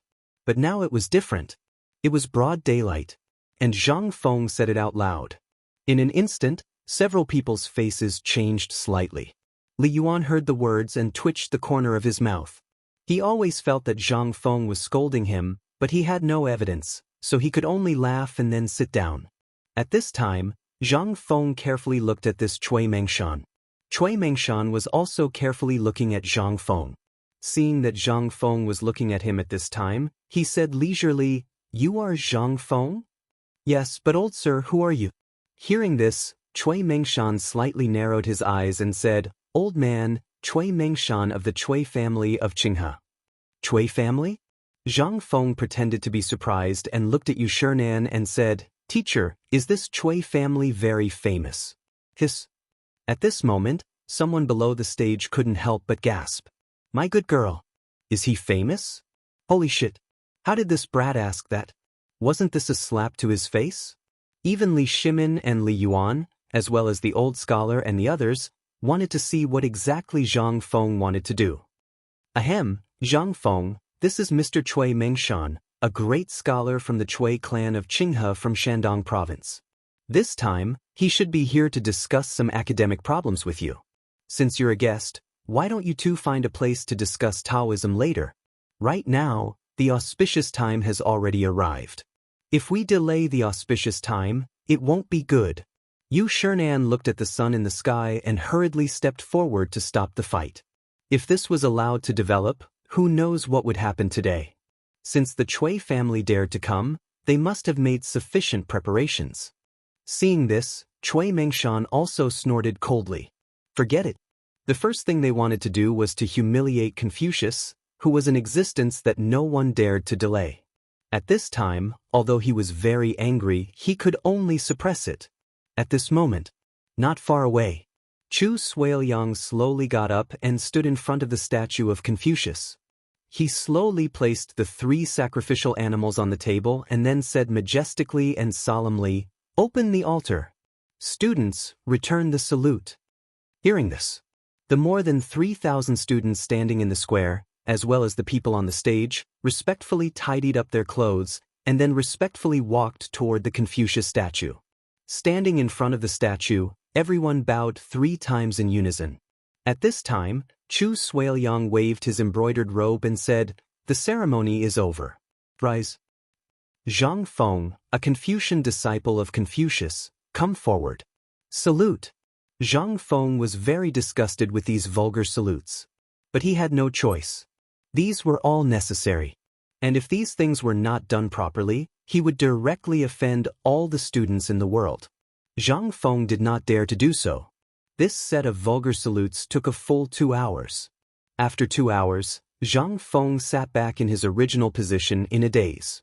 But before he sat down, Yu Shinan, who was next to him, kept kicking him. Zhang Feng was stunned. Yu Shinan looked forward and said with a smile on his face, "Speak." Zhang Feng was stunned. Then he came to his senses. What the F***ck is this? What should he say? What should he say? Why didn't anyone tell him in advance? But now was not the time to care about this. Zhang Feng forced himself to be alert and thought, isn't this a mobilization meeting? Although there is no script, who is he? He is a liberal arts student. After thinking about it, he instantly figured it out. He stood up and made a scholarly gesture. Then he said, "I am a merit order. Since the establishment of the school on Mount Shao, I command White Deer College. Jixia White Deer College follows the teachings of Old Man Kong and is known by the world for its unrestrained style of learning and its fair treatment of all students. It has been more than 2 months since the establishment of the college. This time, I respectfully invite Old Man Kong to join Mount Shao. I follow the vow that there is no end to learning and there is no distinction between nobility and lowliness. Today is the opening ceremony. Everyone can ask me anything. As long as it is academic, I will tell you everything. Hearing this, instantly, a Confucian scholar hurriedly asked, I am Zhou Yuan Mountain. May I ask Dean Zhang Feng, what is important and what is not? This question was very tricky. Zhang Feng could not help but take another look at that person. At this moment, Li Shimin and the others could not help but take another look at that person. This was obviously to make things difficult for Zhang Feng. If Zhang Feng did not answer well, he would die without a burial place. But, at this moment, Li Shimin suddenly found Zhang Feng's side face showing a warm smile again. The people are important, the country is second, and the ruler is the least important. Chapter 12:24. Buzz. This time, the whole place burst into an uproar. But at this time, Zhou Yuanshan asked again, President Zhang Feng, do you mean that the people are nobles and the monarch is belittled? That is to say, the emperor's status is lowly? Are you king here to cause trouble? What the hell, did Lao Tzu provoke you? Zhang Feng frowned slightly. These things were the words of Mencius and the 100 schools of thought that he had read in an ancient book about the struggle between Taoists. At that time, it didn't matter. It didn't matter if they talked about it on a normal day. But if they found out that the people were nobles, the meaning was different. Maybe Zhang Feng's head would fall to the ground today. The faces of Yu Shernan and the others also darkened.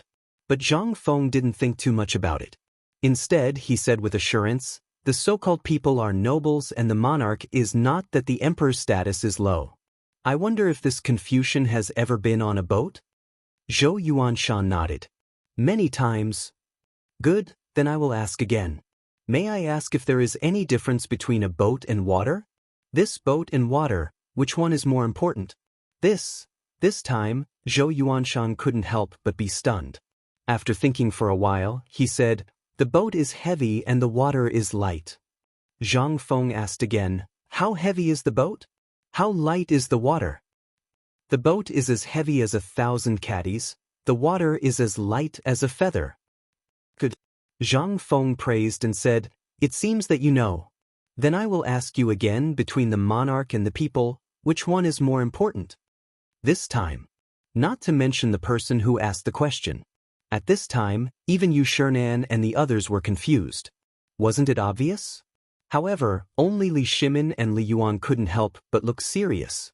They had heard Zhang Feng talk about this before, but at that time, they didn't think much about it. But now, after seeing Zhang Feng and that person argue, they couldn't help but have a different opinion. Zhang Feng asked again, if you say that the boat is heavy, then why is it floating on the water? You said that the water is light, then why is it able to support such a heavy ship without sinking?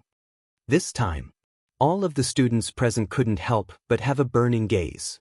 Immediately after, a series of buzzing sounds erupted. A thin layer of cold sweat suddenly appeared on Zhou Yuanshan's face. This question was too tricky. Who would be so bored as to do something like this? But now that Zhang Feng said this, everyone felt that it made sense when they thought about how the Tao Lord was more important than the people.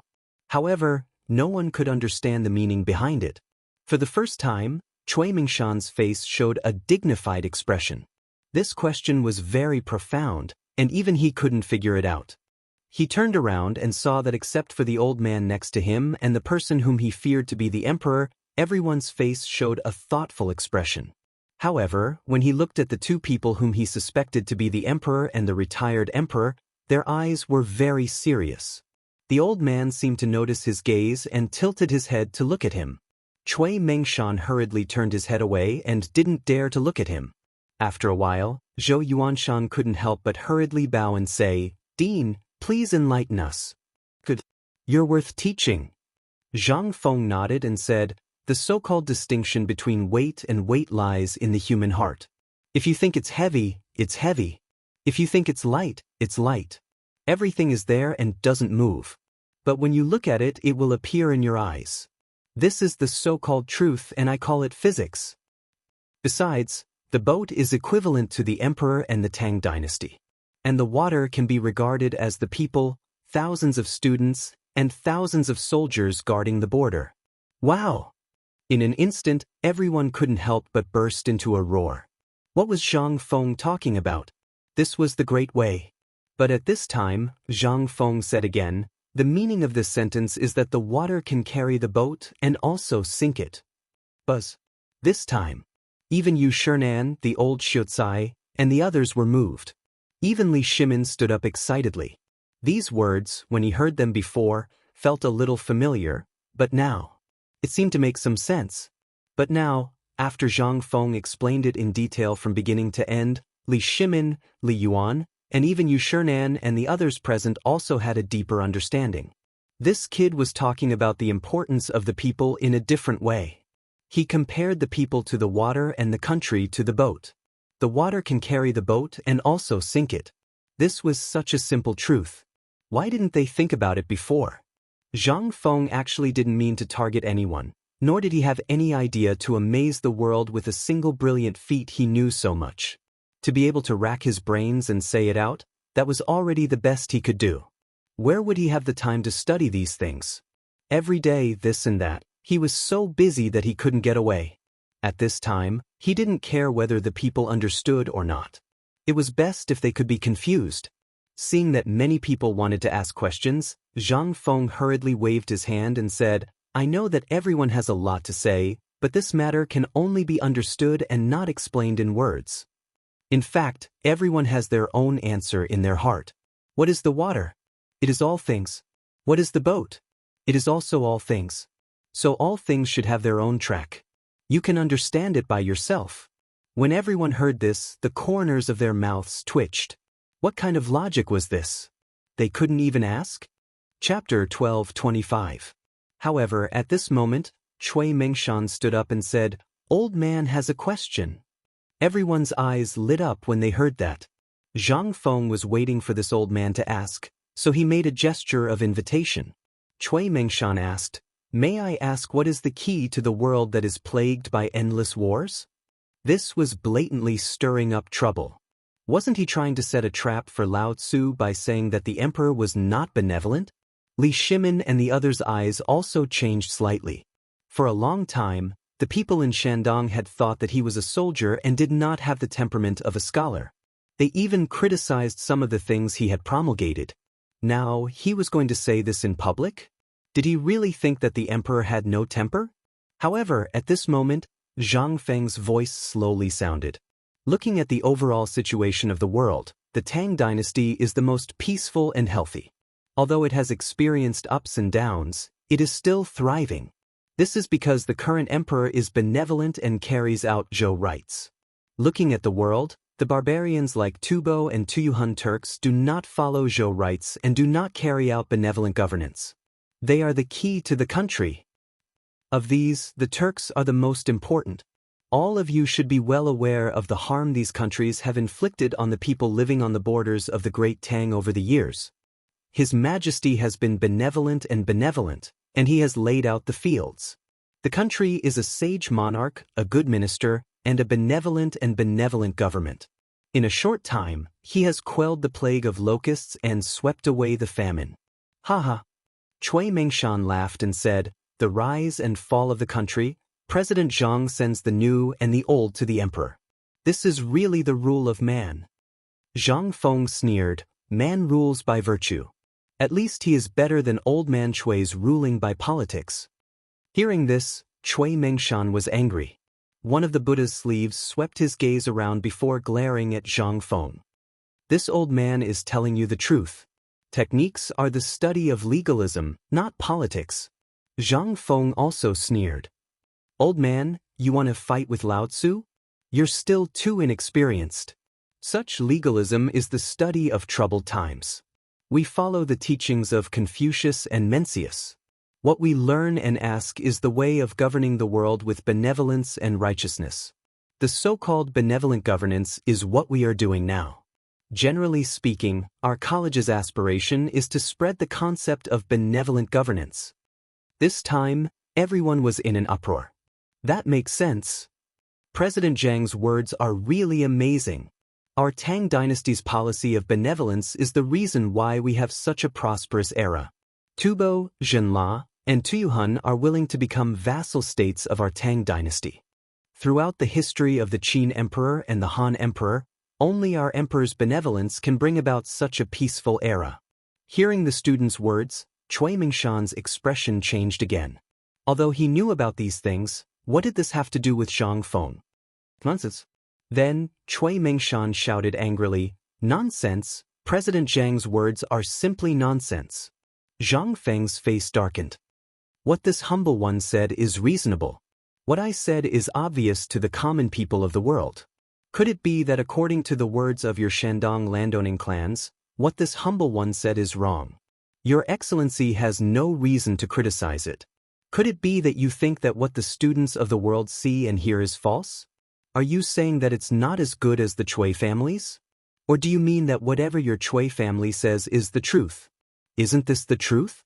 Zhang Feng pointed at Yu Shinan and the others below the stage and said, "Everyone, you've all seen it today. I'm praying to the heavens, praying for the benevolent governance of Confucius and Mencius, but I'm being criticized by the nobles of Shandong for no reason." Old man Cui Mingshan, what do you mean? At this moment, Cui Mingshan's expression suddenly changed. Seeing the Confucian's expressions gradually change, he couldn't help but hurriedly explain, "There are 3 reasons why old man's words are nonsense. All schools of thought in the world have branches, but during the spring and autumn period, although Confucianism, Moism and legalism had merged into one, and Moism was weak, this has always been the same. However, you've taken this out of context, using techniques as the basis for legalism. This is the first reason. Although the 3 schools of legalism have always had their differences, their roots are the same. Since they've all agreed on the legal system as the foundation, they'll focus on implementing it. However, you've ignored the foundation of legalism, attacking one point and not the other. This is the second reason. Legalism's techniques are based on the foundation of law. They focus on cleansing the government, strengthening the investigation of officials, and manipulating politics. There's a world of difference, but you've intentionally erased its foundation. Your judgment is extremely rash. This is the third reason. Shut up. When Cui Mingshan finished speaking, Li Shimin indifferently said, "Then let me ask you, who are you? Which school of legalism is it?" This time, Li Shimin was truly enraged. Why did such a thing come out of the opening ceremony to stir up trouble? Although it was fine to discuss the Tao, it was the Shandong landowning household that didn't know what was good for them. When Yu Shinan heard this, he stood up and said, "Dare I ask, Brother Cui, your Shandong landowning household's original intention is to pass down the Confucian Tao. Have you also been researching the legalism school of thought? Furthermore, the old man and the others have been on the mountain for more than a month. What they've seen and heard, as well as what White Deer College has done, is there anything wrong with it?" Zhang Feng finally let out a sigh of relief. Son of a bitch. In this aspect, he really couldn't win against this damned old man. If not for Lao Li and Yu Shinan continuing the conversation, he really wouldn't know what to say. However, when Yu Shinan said this, Zhang Feng instantly knew what to say next. He interrupted Yu Shinan and said, "Dare I ask, what is the foundation of the Shandong landowning household? Are you not adhering to the teachings of Old Man Kong, but are you specifically speaking without thinking? If everyone was like that tyrannical government, how could there still be peace in this world? You can go and take a look at my White Deer College. When you're in Chang, then you can ask around. We're always pushing the new and getting rid of the old, but we're mostly teaching and educating people. We're not talking about the Tao of the world anymore. Instead, we're doing things. When I gave up my family's fortune to save the victims of famine, have I ever done it for myself? I, Zhang Feng, made white paper, braised meat, and beer. Which one of them didn't benefit the country and its people?" This time, Cui Mingshan's expression changed. He was speechless. Zhang Feng took the opportunity to step forward and said, "I, Zhang Feng, have never been as good as any of you. However, in terms of conduct, in terms of standards, I, Zhang Feng, believe that your Shandong landowning household is nothing compared to me." 1. Chapter 12:26. All the students and Confucians were in an uproar. What they had learned, what they had seen and heard all day long, Which one of them was not the way of governing the world? Everyone wanted to use what they had learned to change this dynasty, to be able to become a scholar of their own in this era, to be able to bring happiness to the common people was their dream. Just now, Zhang Feng and Cui Mingshan's discussion. They could not help but open a door for everyone. It had even decided the outcome of the Dao debate. At this moment, Cui Mingshan listened to the noise and the questioning eyes. He could not help but taste blood in his mouth. A trace of blood hung on the corner of his mouth. When Zhang Feng saw this, he smiled slightly and moved closer to Cui Mingshan, saying, Zhang Feng would like to give Shandong another piece of advice. The way of governing the world is no longer empty talk, but practice. Whether it is the rule of law or the rule of men, who can make the people rich, no longer live a bitter life, no longer receive unequal treatment, and make the Tang dynasty prosper day by day, become a powerful country, and enrich the people. This is the right way. Otherwise, it is just empty talk and will affect the world. Just like the war in the surrounding area. Can Shandong give a reasonable solution? Could it be that you can only use your impeccable looks to preach and discuss Tao with those barbarians? Or do you want to influence them? If that's the case, then I, Zhang Feng, dare to say that in less than 10 years, your ideas will definitely be abandoned by the general trend. The days are moving forward, and the steps are moving forward. We have to set our sights further. Don't come to the research area with ancient books and research every day. It's not wrong to abide by the rules, but what are we? We are educators. Our vision must be longer than anyone else's. Only in this way can we educate the next generation of people who are more outstanding than us. Only in this way can all the people of the Tang dynasty really stand tall and be respected by the world. People are kind by nature, just like that dog. If the person he follows is kind, then he can guard your house and protect your life. But if he follows an evil person, then he's a demon by your side. Man is born good. You don't need me to tell you these things again, do you? Puff! In an instant, Cui Mingshan couldn't hold it in any longer. He spat out a mouthful of blood, reflecting sparkling and translucent light in the sun. At this time, everyone in the square widened their eyes and looked at Zhang Feng in horror. Zhang Feng ignored the unconscious Cui Mingshan. Instead, he walked over to the statue of Confucius and bowed 3 times. Sun Simiao called over 2 working students and hurriedly carried Cui Mingshan away. At this moment, Zhang Feng said loudly again, and I, Zhang Feng's academy, don't care about factions. Here, there is only the righteous path. At this moment, the Confucians could no longer sit still. One after another, they asked, Dare I ask Master Zhang, you said that people's hearts are good by nature, but if they are all good, then why do we need laws? Yeah. The distinction between good and evil is not easy to distinguish. Master Zhang, please enlighten us. In an instant, all the Confucians bowed down to Zhang Feng. At this moment, everyone really recognized Zhang Feng's identity as a great Confucian. Li Shimin and the others also looked at Zhang Feng with some horror. They thought that Zhang Feng would be in big trouble this time, but now it seemed that he didn't need to do anything. At this time, he and Li Yuan looked at each other, and the two looked at each other and laughed. Yu Shernan patted the old scholar's shoulder and said with emotion, Brother Zihuai, did you teach Fengzi all this? The old scholar said with a dignified expression, Didn't you teach him this? At this time, several people's expressions were sluggish. They glanced at Zhang Feng and then looked at each other, and then burst out with gratified expressions. Let's watch the show and see what else this kid knows.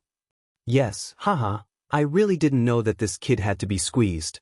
If you don't squeeze, you'll never know that this kid knows so much. At this time, Zhang Feng's voice interrupted the whispered conversation of several people. Seeing that the situation was under control, Zhang Feng also restored the feeling that everything was under control. He paced slowly and said, Evil. Because of human nature, there is a legal system. People in the world are born for profit, so there is a struggle for wealth and land. Because of greed, there are bandits and violent killings. Because of extravagant hopes, there are sensual pleasures. The evil of human nature must be corrected according to the law. Using the law to guard against evil desires, Using the law to guide human nature can be good and orderly. At this point, Zhang Feng's voice paused and said, "Many people may ask, why did I say that human nature is good, but now I say that human nature is evil? In fact, this is the same as the principle of water and boat. Good and evil are all between a person's thoughts. If you have desires, then there will naturally be disasters and so on in the world. My academy can't make people turn to good and abandon evil, but it can make people understand what is evil and what is good." Zhang Feng spent a lot of effort to explain the difference between good and evil. While he was at it, he also praised White Deer College and Chang and University. The group of students, as well as the Confucian scholars who went up the mountain, were completely bewitched. At this time, Zhang Feng waved at Guzi and Zhuzi. The two of them were dressed in brand new boy outfits. They served Zhang Feng tea and cigarettes. After drinking a pot of tea in one gulp, Zhang Feng took a big puff of the cigarette and sighed secretly. Awesome. So, these Confucian scholars are really good at bragging. Chapter 12:27. Zhang Feng felt good. All the students present were in trouble. The reputation of the academy was already quite big, and everyone wanted to see Zhang Feng's Dao discussion. However, who would have thought that such a big thing would happen in this round? Who could take it? Who could stay calm? However, at this moment, while everyone was still in a state of shock, Zhang Feng actually slipped away.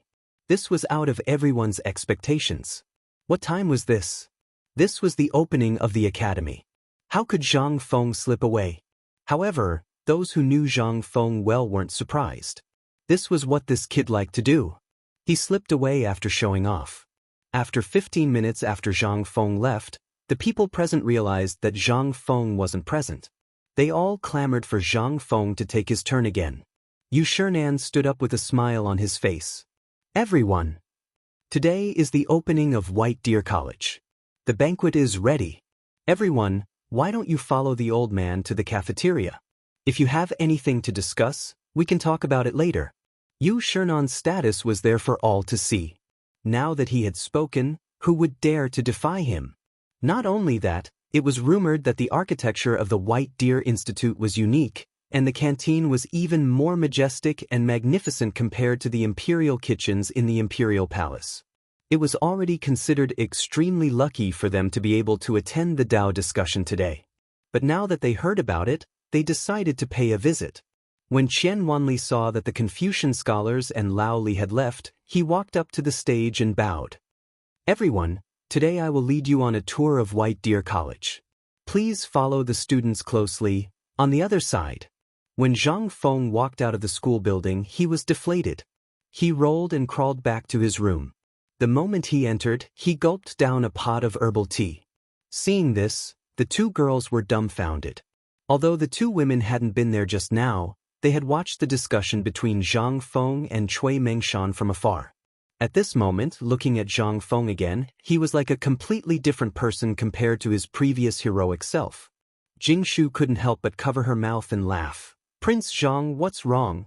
Didn't you just see Prince Zhang showing off his invincible might? Zhang Feng waved his hand and stared at Jingshu speechlessly. Don't mention it. How much ink do I have? If I stay here any longer, I'll probably be exposed. The two women were a little puzzled. Zhang Feng didn't want to explain. He waved his hand and said, Wait, no matter who comes, say that I'm holding a book. No, Feng Zi, Mr. Bosher invites you in. Just when Zhang Feng wanted to hide, Li Qingqian's voice sounded outside the door. Seeing this, Zhang Feng knew that he couldn't hide anymore. He had to open the door listlessly and follow Li Qingqian to the villa of the four great Confucian scholars. The villas were all together. Zhang Feng's villa was basically in a row with the four great Confucian scholars and Li Shimin, so he didn't have to worry about bumping into those Confucian scholars as soon as he went out. When Zhang Feng entered the door, in the spacious living room, there were 3 modern wooden sofas. Li Shimin, old scholar Li Yuan, and others were all sitting upright. Seeing Zhang Feng come, they all looked at Zhang Feng with a faint smile. Zhang Feng felt uncomfortable all over. Well, don't look at me like this. It makes me uncomfortable. Zhang Feng sat on the empty seat next to the old scholar and asked, Why is it so troublesome to open the mountain gate? Troublesome? Li Shimin laughed and said, Actually, it's not troublesome at all. Who asked you to be so ostentatious before? Now everyone knows about it. Zhang Feng was speechless. If he hadn't flipped through this kind of book by chance before, and if he hadn't been learning about the 100 schools of philosophers' debate before he transmigrated, he would have been embarrassed today. Let's not talk about this anymore. Yu Shernan said with a smile, after what you did today, I'm sure that in less than 3 days, there will be more people coming to visit you. Just wait and feel uncomfortable. But this is also a good thing. Zhang Feng was speechless. What kind of good thing was this? Who had nothing better to do than do this all day? He was just a paper tiger. He could brag but, sigh. Poor old bones like us. We've just received news that all the Confucians that ascended the mountain today have been inspired by you and are preparing to join White Deer Academy once more. We've just done a rough estimate, and I'm afraid there won't be 1,000 people this time. There should be around 800. So many? Zhang Feng was shocked. But then, Zhang Feng rolled his eyes and went to Yu Shernan and the others. He said with a smile, Teacher, this is an opportunity. Yu Shernan rolled his eyes. What opportunity? It's time to expand the teaching staff of our college. After Zhang Feng finished speaking, Yu Shernan and the others' eyes lit up. That's right. Whether it was Chang and University or White Deer College, there was a serious imbalance in the teaching staff. Even with Ma Zhou and the others joining, they couldn't handle it in a day. However, although most of these Confucian scholars were mediocre, there were some who were outstanding. This way. It was really a good idea. At the thought of this, Li Shimin couldn't take it anymore. Seeing that they were discussing, he waved his hand and said, Gizi, immediately spread the news that Zhang Feng said that he's going to recruit a few teachers for White Deer College and Chang and University. Chapter 12:28. Emperor Yang of Sui's sword finally lay in Zhang Feng's arms. After yesterday's opening ceremony, Li Shimin reluctantly gave it to Zhang Feng. At this point, Zhang Feng had been hiding in a gentle place, unwilling to show himself.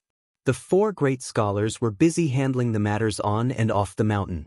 Although they had some complaints, looking at the mountainous pile of congratulatory gifts, the newly recruited students, and the teachers, their faces were full of smiles. The matters of White Deer College had been settled.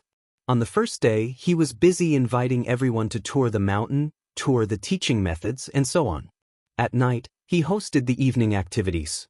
Zhang Feng was coaxed by Li Chengqian and the others to come out. Today, it was dusk time. Only then did the noise on the mountain slowly dissipate. Li Yuan and Li Shimin were furious because of Cui Mingshan's matter. On the first day, they left the mountain early, accompanied by Li Chengqian and the others. Zhang Feng didn't know why they were in such a hurry. However, after Yu Shernan got drunk, Zhang Feng vaguely heard that Shandong was going to be in trouble. However, this didn't concern Zhang Feng. He had always dealt with whatever came his way. At this moment, Zhang Feng sat on the balcony, looking at the waterfall under the setting sun. He closed his eyes and dozed off. Jing Shu was gently playing the guzheng beside him. Zhang Yuyao was also looking at Zhang Feng. No one knew what she was thinking. However, she also took over the glorious mission of Guzi and Zhuzi. At this moment, she tirelessly massaged Zhang Feng's shoulders. However, such a good thing didn't let Zhang Feng enjoy it for long. At this moment, a burst of noise forced Zhang Feng to stand up. Who are you? This is the Villa District. You can't enter without an identity card. I am Arkanon. Can I trouble you to inform the dean that there is a matter at the forging workshop? Forging workshop? Are you from that workshop? The group of veterans had already been formed into a security team by Zhang Feng. Basically, Chen Tinyu and the others were in charge of this matter. However, ever since these veterans followed Zhang Feng, they refused to go anywhere else no matter what. They only stood guard at the entrance of Zhang Feng's villa, guarding the door for him. They said that the old village chief and cripple Wang had looked for them and personally instructed them not to care about anything else but Zhang Feng's safety.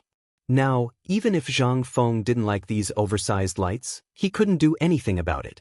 At this moment, Zhang Feng heard the sound downstairs. He slowly got up and leaned against the balcony to take a look. It really was Arcanon, who was dressed in gray. "Wait, I'm coming down now." Zhang Feng didn't dare to let him in. Even though he had ordered these people to bathe every day, the smell on his body was still enough to kill a cow. Zhang Feng went downstairs and asked at the entrance of the villa, "What's wrong?" "There's no more iron." Arcanon sighed. Zhang Feng thought to himself, "Just as I thought. There wasn't enough iron to begin with." The forging workshop had been using the only iron they had.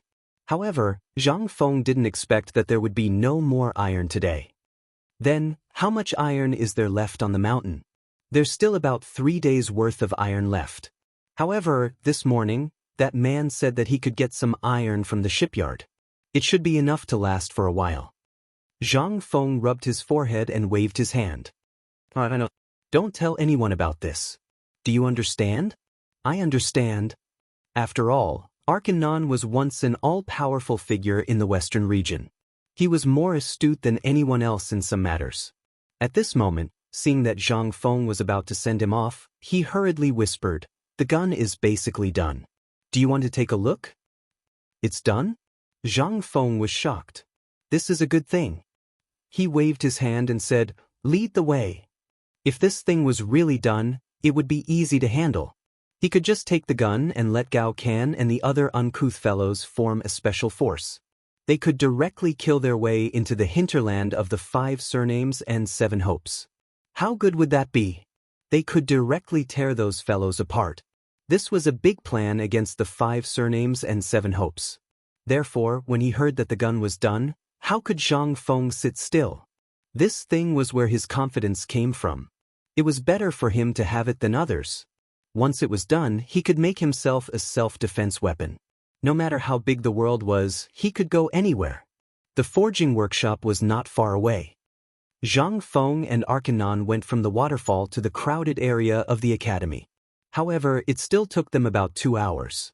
When the sky was dark, the two finally arrived at the forging workshop. In the cave, Mokido and the others had already stopped working. At this moment, the temperature in the cave had dropped a lot.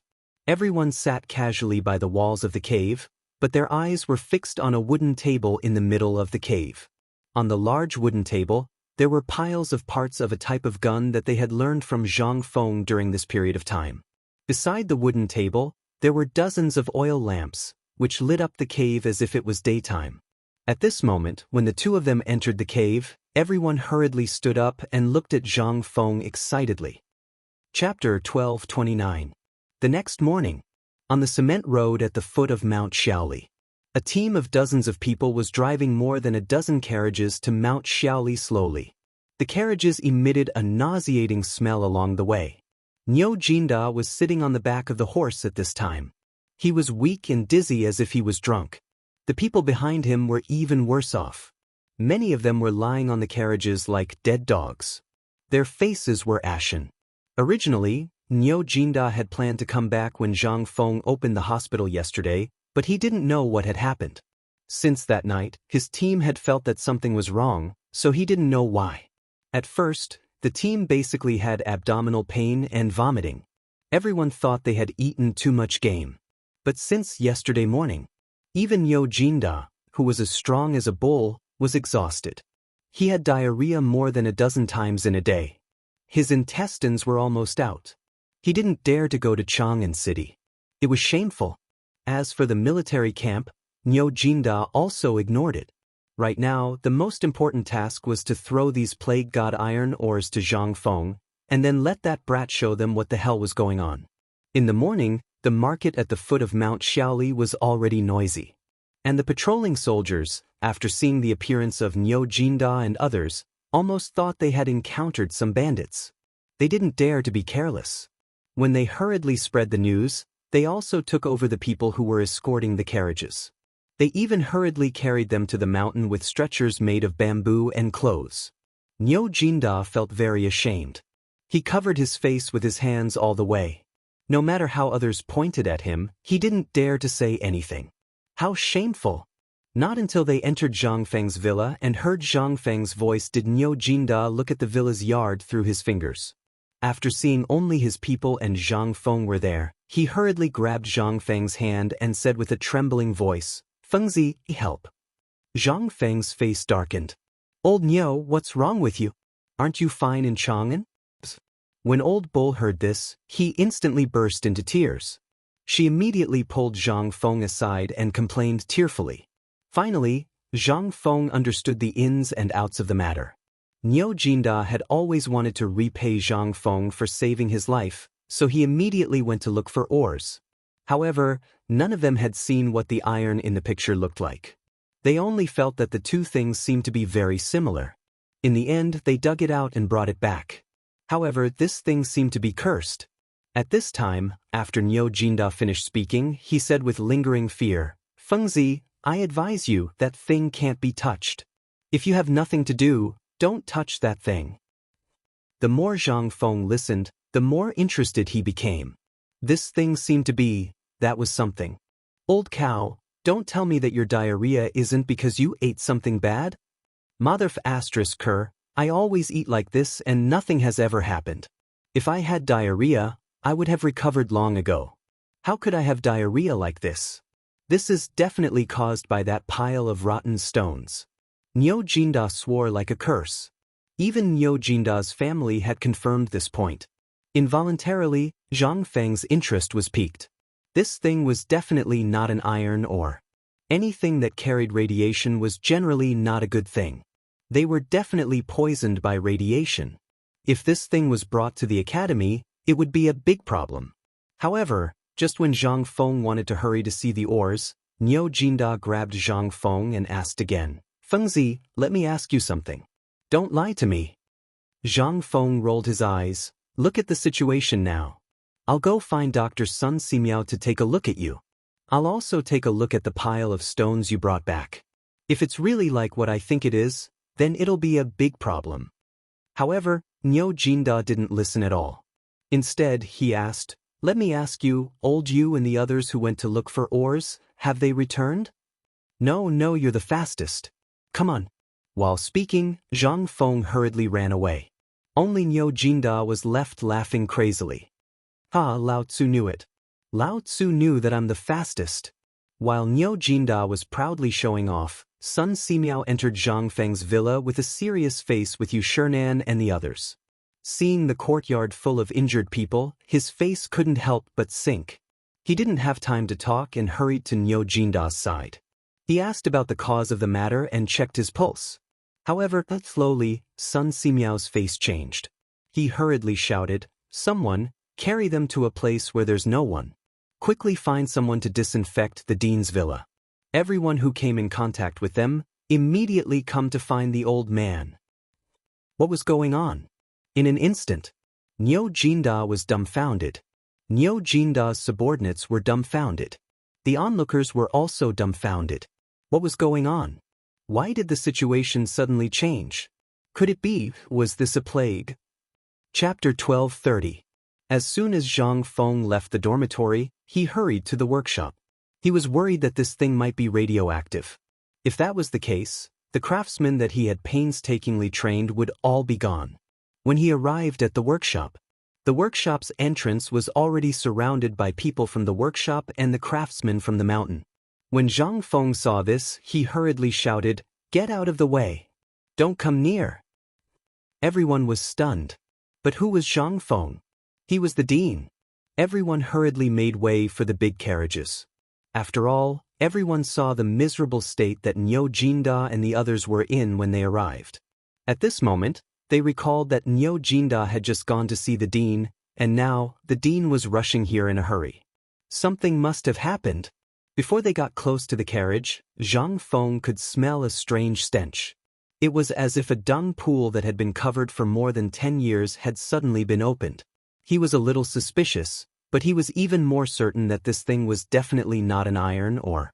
Ordinary ores would not emit such a smell, and people who came into contact with it would not have any symptoms. Zhang Feng felt guilty. He wanted to find a mouth cover, but there was no such thing in this era.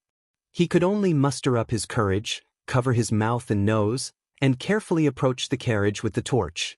Arcanon and Mokido blocked Zhang Feng and asked in surprise, "Dean, we have seen the thing in the carriage. It is indeed not an iron ore. Although the color is similar, we dare to bet that this thing is definitely not an iron ore." What? Zhang Feng was shocked again. He wanted to go forward, but Arcanon snatched the torch from Zhang Feng's hand. Zhang Feng glared at him and he laughed. "Dean, although I have not seen this thing before, there is definitely a problem. Don't worry, I am an old man. I can still handle this kind of thing. You don't need Jiang Zun." When Zhang Feng heard this, he glared at him. "What do you know? This thing might have radiation. Old Cow and the rest have fallen ill after coming into contact with this thing. I have a solution." Without waiting for Zhang Feng to finish speaking, Arcanon laughed and said, "Then I'll have to go." Mokido also tried to persuade Zhang Feng, "Dean, you should let him go. When this kid was in Persia, he saw a stone fall from the sky and killed the entire Persian royal family in one night. At that time, he was the one who went, but didn't he come out unscathed? Don't worry, let him take a look first." The more he listened, the more Zhang Feng felt that this ore was definitely not ordinary. But Alkinen didn't care. He tore off a piece of cloth from his robe and peed on the spot. After drenching the cloth, he covered his mouth and nose and stepped forward. This time, Mokido said softly, "You're the dean now. Your status is noble. You shouldn't use urine to cover your mouth." Zhang Feng came to a sudden realization. But in his heart, he was anxious. If this was a radioactive or, not to mention using urine to cover your mouth and nose, even if you were soaked in urine, it wouldn't be a problem. After all, Arcanon had decades of experience in the field of blacksmithing, and he had seen countless strange things in his hands. This was the first time he had seen something that could kill you. It was as light as a feather in his hand, like pieces of old yeast that had been stored for decades. When it entered his mouth, it actually had a similar taste to old yeast. This time, Arcanon couldn't help but be a little surprised. He had seen many rare ores, but this was the first time he had seen something like this. How could he have known that this thing would be like this? He curiously picked up a piece of ore and knocked it lightly on a slightly bigger piece of ore. A piece of ore actually broke. What was this thing? This was definitely not an ore. As long as it was a person, this thing was definitely not an ore. Otherwise, how could it break with just a knock? At this time, Zhang Feng was also a little confused. "Arcanon, give me a small piece. I seem to remember what this thing is."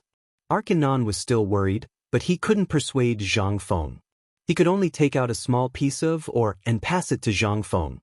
Zhang Feng held the ore in his hand and looked at it carefully.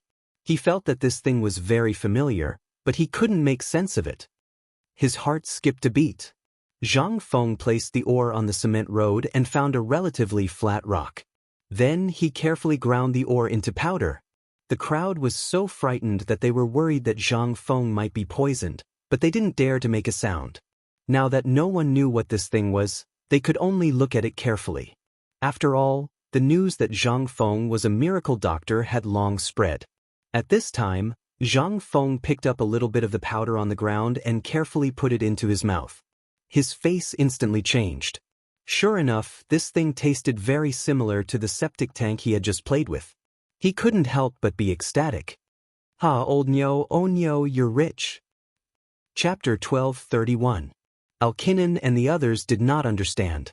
They hurried forward and asked curiously, "Dean, what is this?" "This is phosphor stone, also known as white phosphor stone. It is a kind of mineral that can greatly increase grain production." There was such a thing? They could not help but wonder. Alkinen, Mokido, and the others were shocked. This thing, stone powder, could increase grain production? But Zhang Feng was not interested in talking to them.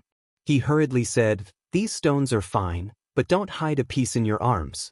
If you touch it for a long time, it will make you have diarrhea and vomit. If it is serious, you will die." Hearing that, Alkinen stepped back. But he did not understand what Zhang Feng meant. On the one hand, this thing could increase grain production, but on the other hand, it would make people die? What was this thing? Could the grain that was grown be eaten? But when they thought of Zhang Feng's magical things, they became indifferent again. Arcanon looked at Zhang Feng's torch that was getting further and further away in the darkness and sighed. The Tang Empire is really vast and rich in resources. We are now the people of the Tang dynasty, right? Mokido patted Alkinon's shoulder and asked. Then the two of them could not help but laugh. On the other side, when Zhang Feng returned to the dormitory area, he couldn't help but be shocked by this operation. Old Cow and the others, who were originally in the courtyard, were nowhere to be seen. At that moment, there was raging smoke inside and outside the courtyard. Upon closer inspection, it was actually the smell of lime powder, sulfur grass, and mugwort. And the old soldiers who were guarding the door of Zhang Feng's villa looked as if their parents had died. When they saw Zhang Feng come back, they quickly covered their mouths and noses as if they were going to die for a righteous cause. Without saying anything, they went up to Zhang Feng and dragged him down the mountain. Zhang Feng was really shocked by what he had done. Hey, why don't you guys fart for Lao Tzu? What happened? What's going on? You mother***curs speak up for Lao Tzu. If you don't speak up, do you believe that Lao Tzu will chop you up right now? Let go of Lao Tzu. ***ck. If you don't ***king let go of Lao Tzu, believe it or not, director, please don't shout anymore. This is Dr. Sun's order. He said that this thing is the god of plagues and that everyone has been infected by the plague. We're trying to get you to stay away from the plague. The leading veteran shouted in a hoarse voice, as if he had been choked by the smoke. At this moment, he said again, Dean, we have already sent the 2 deans' wives down the mountain. Now we will send you to the mountain gate. Please don't shout or you will cause panic. Plague? Send him down the mountain? Panic? What the ***ck is going on here? Let go of me. Where did this plague come from? Lao Tzu is a miracle doctor. I have already investigated. This is not a plague at all. Let go of me. Otherwise, if something happens to Lao Tzu and the rest, you guys will wait for Lao Tzu. Hearing this, the few men who were carrying Zhang Feng were stunned and stopped in their tracks. It's not a plague? Director, don't worry about this matter. We all heard that Lao Tzu brought more than 50 good brothers. Now, only a dozen of them have returned. Those 20 brothers all died inexplicably because of this, and they died right outside Chang'an City. When they entered the city, they didn't even dare to go through the main gate. They took a detour. They were all veterans. Naturally, they knew Niu Jinda. Moreover, some of Niu Jinda's subordinates also knew him. At this moment, looking at these old brothers who didn't die on the battlefield but died in such a sullen manner, and some of them were even waiting for death in so much pain, they couldn't help but feel a little sad. Zhang Feng saw that he couldn't win against them. He could only swear and swear. Think about it. Do you think I will lie to you? Lao Tzu is my brother. I can't just ignore him, right? Moreover, I am also a miracle doctor. You guys have seen me before. If I go now, they may still be saved. However, if I delay any longer, even if the gods come down to earth, they won't be able to save them. Hearing this, after weighing the pros and cons, they hurriedly carried Zhang Feng to the lime kiln at the mountain behind the waterfall. The miracle doctor was indeed a miracle doctor. At this time, he was actually able to think of this point. He was really decisive. However, this scared Niu Jinda and the others. They didn't know what was going on. They didn't know what would happen either. However, what awaited them was the scorching hot air in the air, which made them feel even more uncomfortable. But at this moment, just as Sun Simiao was about to give them a blood transplant according to Zhang Feng's method, Zhang Feng had already rushed over. As he walked, Zhang Feng hurriedly shouted, "There's a mistake. Don't do it. It's okay. They're fine." When everyone heard this, they couldn't help but look at Zhang Feng. Niu Jinda struggled to get up from the pile of straw and shouted, "Brother, help." Chapter 12:32. Sun Simiao was a little suspicious, but he also believed in Zhang Feng's medical skills. He hurriedly told Zhang Feng what he had just found out. Zhang Feng couldn't help but interrupt Sun Simiao. He looked at the worried people and said, "Actually, this matter is indeed very serious, but it's definitely not a plague. It's definitely not some other problem. Fengzi, I say, don't just stand there and talk. You'd better see how to save me first. How about it? I'm about to die, and you're still here talking nonsense? Niu Jinda really didn't understand the situation. At this time, seeing that Zhang Feng was still in the mood, how could he lie down? If it wasn't for the fact that he had just been forced to drink a large basin of cow urine, he would have already come forward to strangle Zhang Fengshi's neck. It was also because of that basin of cow urine that he and his subordinates had a trace of strength. Seeing this, Sun Simiao hurriedly took out a piece of cloth stained with cow urine from the basin next to him and handed it to Zhang Feng. Zhang Feng was dumbfounded. I say, old master, what are you doing? Sun Simiao saw that Zhang Feng didn't know what to do. He could only point to the cloth under their noses and said, this thing is good for killing viruses and isolating the plague. Don't you know to use the alcohol I gave you before? That thing is precious. Zhang Feng was speechless. Okay, you don't have to do this thing. You don't feel embarrassed, but I feel uncomfortable. This disease is not contagious. Just wait and see. Now, Sun Simiao was even more confused. But still, he still chose to believe in Zhang Feng. Zhang Feng waved his hand and ordered people to carry everyone back to the house in the villa area. Now that Jing Shu and her daughter had gone down the mountain, the house was very big and ventilated. Such a problem was obviously phosphorus poisoning. If it was a big problem, it was indeed a big problem. But if it was a small problem, it was also a small problem. Sun Simiao asked worriedly, how are you going to save them now? Sun Simiao asked after they were all on the floor. Bring me a few jars of vinegar. Zhang Feng looked at Niu Jinda and said. When she said that, Niu Jinda's eyes widened. What's vinegar for? Here you go. Niu Jinda was about to go crazy. If it wasn't for the fact that Zhang Feng's expression was very cautious, he would have thought that this brat was messing with him. Most importantly, he had just drunk a large basin of cow urine.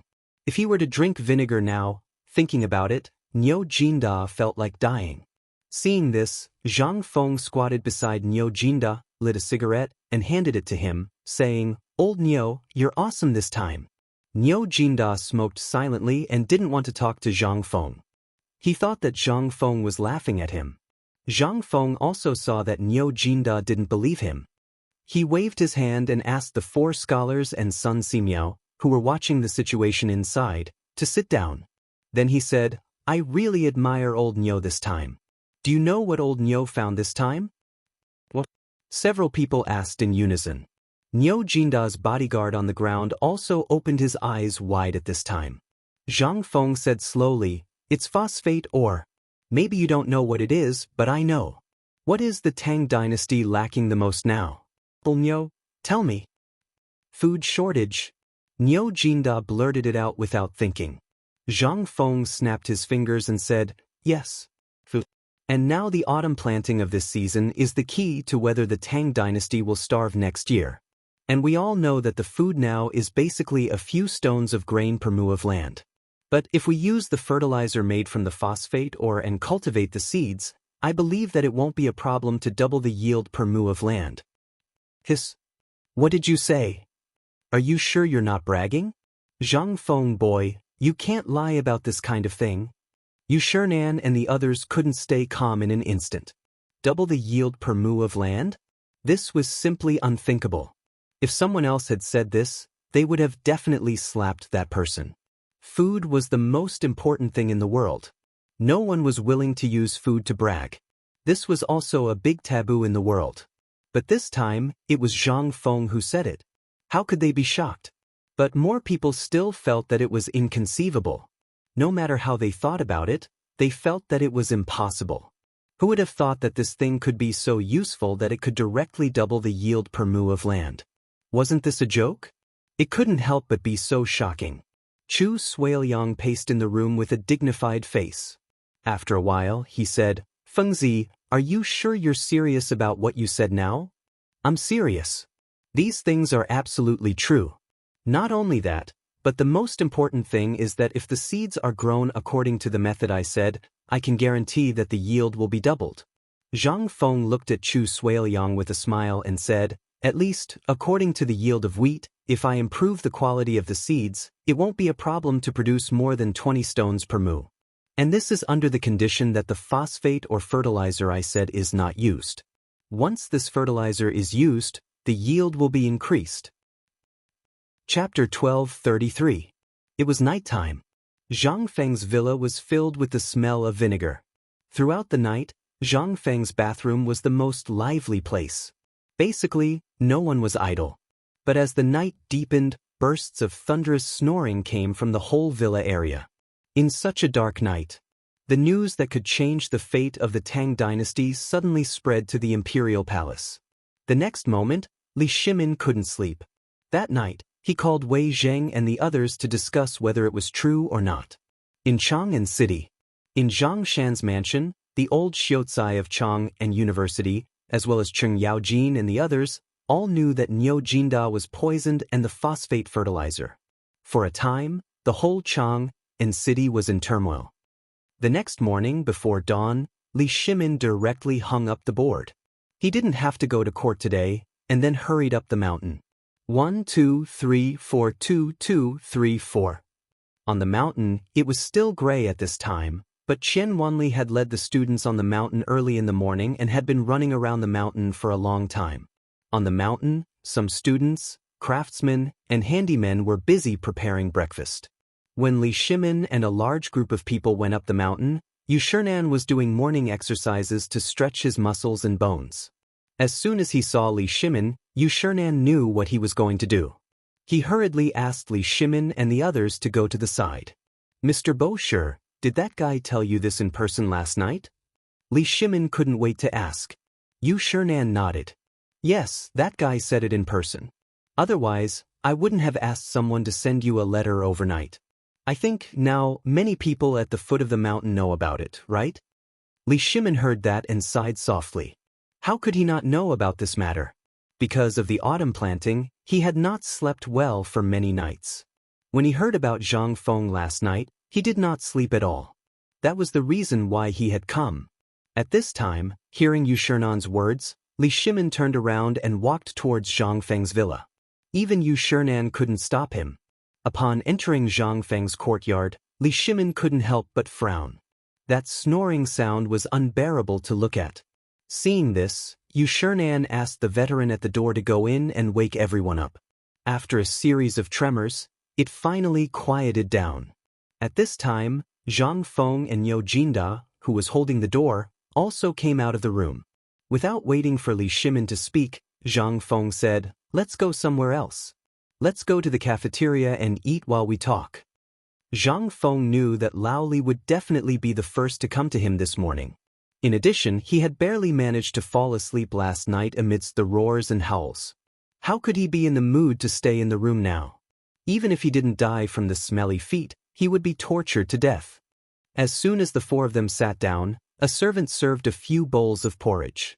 After the servant left, Li Shimin hurriedly asked, but Zhang Feng interrupted Li Shimin first and said, "Bring us a plate of wheat. We'll cook now or prepare wheat for planting." The servant didn't know what was going on, but since Zhang Feng had spoken, the servant hurriedly brought up a few plates of grain seeds that were going to be planted in the fields. Zhang Feng pointed at the seeds and said, "You've all seen this before, right?" Li Shimin and the others all rolled their eyes. If they didn't recognize this thing, then what was it? Zhang Feng asked for a snub, but he didn't take it to heart.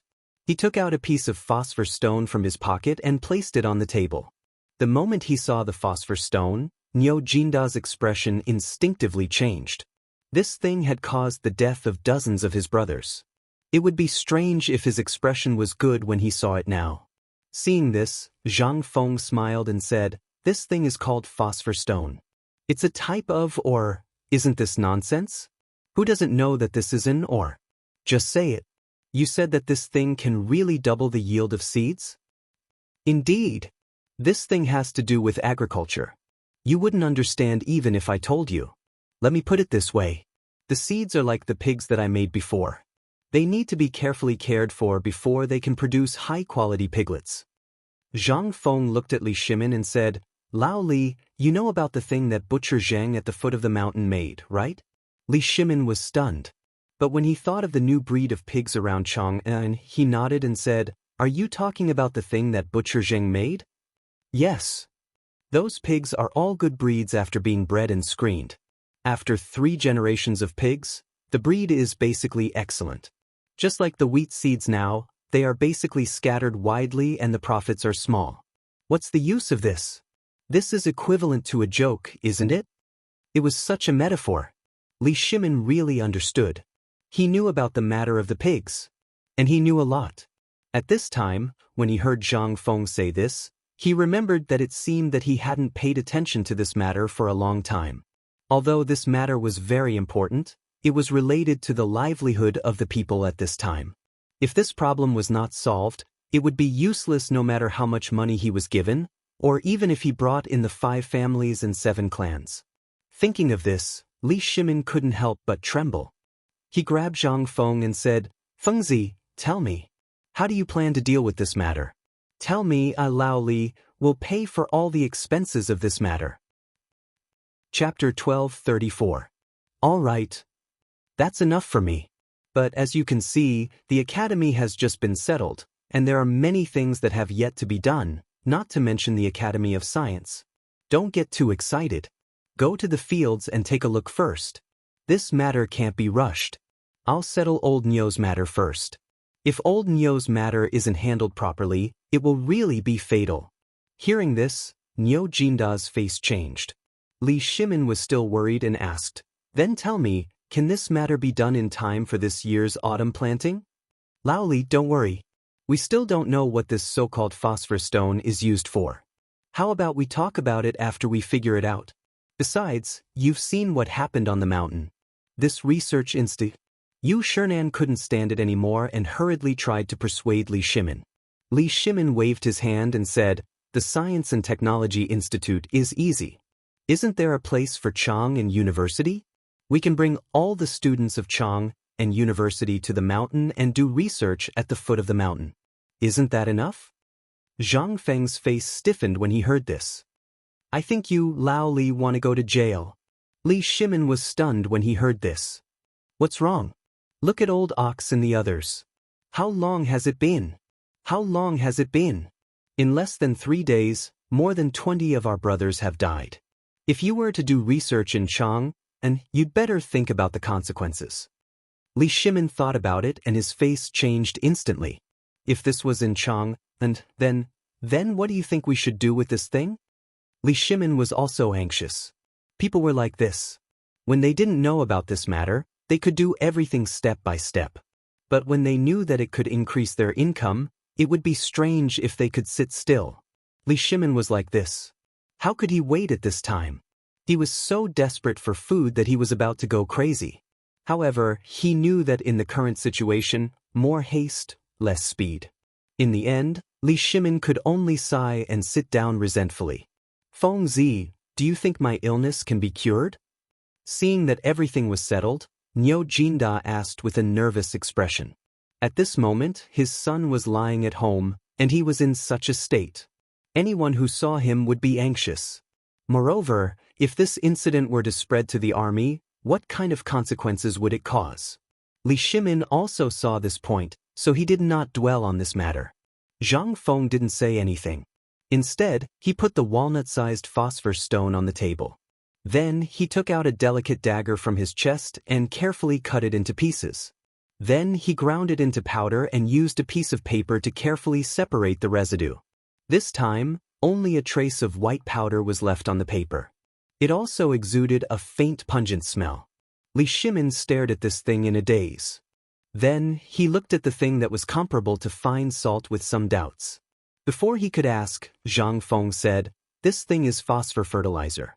Once this fertilizer is used, it can be said that if your family of 5 has an acre of land, they can eat their fill without any worries and won't have to worry about their stomachs anymore. If you have a few hundred acres of land, Lao Li, do you know? As long as you use this thing, I can guarantee that basically, the medicinal herbs you grow will increase by more than half. In ancient times, the fields were very thin. Moreover, farmers used manure for a long time. Most of them basically didn't need any fertilizer, let alone other things. The harvest of the farmers was basically dependent on the heavens. So, how could the harvest be good? Those big families only had dozens or hundreds of mu of land, And some even relied on the slaves or workers hired by their families to work in the fields. How could they do a good job? It would be strange. At this moment, Li Shimin and the others wanted to take a closer look. However, when they saw Niu Jinda's miserable state, they shrank back. They anxiously scratched their ears and cheeks. Fengzi, tell me, can this thing be used just like this? Or is there any other use for this thing? By the way, if you want to make this thing, how long will it take to make it? Also about the seeds. Li Shimin couldn't wait. He asked. Zhang Feng rubbed his chin and thought for a moment before saying, at this rate, the wheat should be planted by next month at the latest, right? Then let's do it before next month. We still need to start looking for a place to build the phosphate fertilizer factory starting tomorrow. After all, you have seen the power of this thing. If it's placed in a crowded place, it definitely won't work. Moreover, I still need to study some things here. Otherwise, if this person goes in, he will definitely be played with in less than a day. So troublesome? Li Shimin was stunned. However, he made up his mind and said, this is not a problem. There are many prisoners on death row in the various prisons. When the time comes, I will go and get some people in. Just tell me when we can start. As for the location, I will think of a way. No. Zhang Feng hurriedly interrupted Li Shimin and asked, Lao Li, can you even get a death row prisoner? Are you sure? Chapter 12:35. Cough, Lao Li I'm also very curious. Although your business is very big, getting someone out of the death row prison isn't a simple matter. Are you sure you have a way? Yu Shernan was scared out of his wits and hurriedly changed the topic. This time, Li Shimin finally came to his senses. Li Shimin couldn't help but break out in a cold sweat. He had been so focused on talking about this that he really had forgotten about this matter. At this moment, seeing Zhang Feng staring at him curiously, Li Shimin's eyes flashed and he said, actually, this person can definitely be brought over.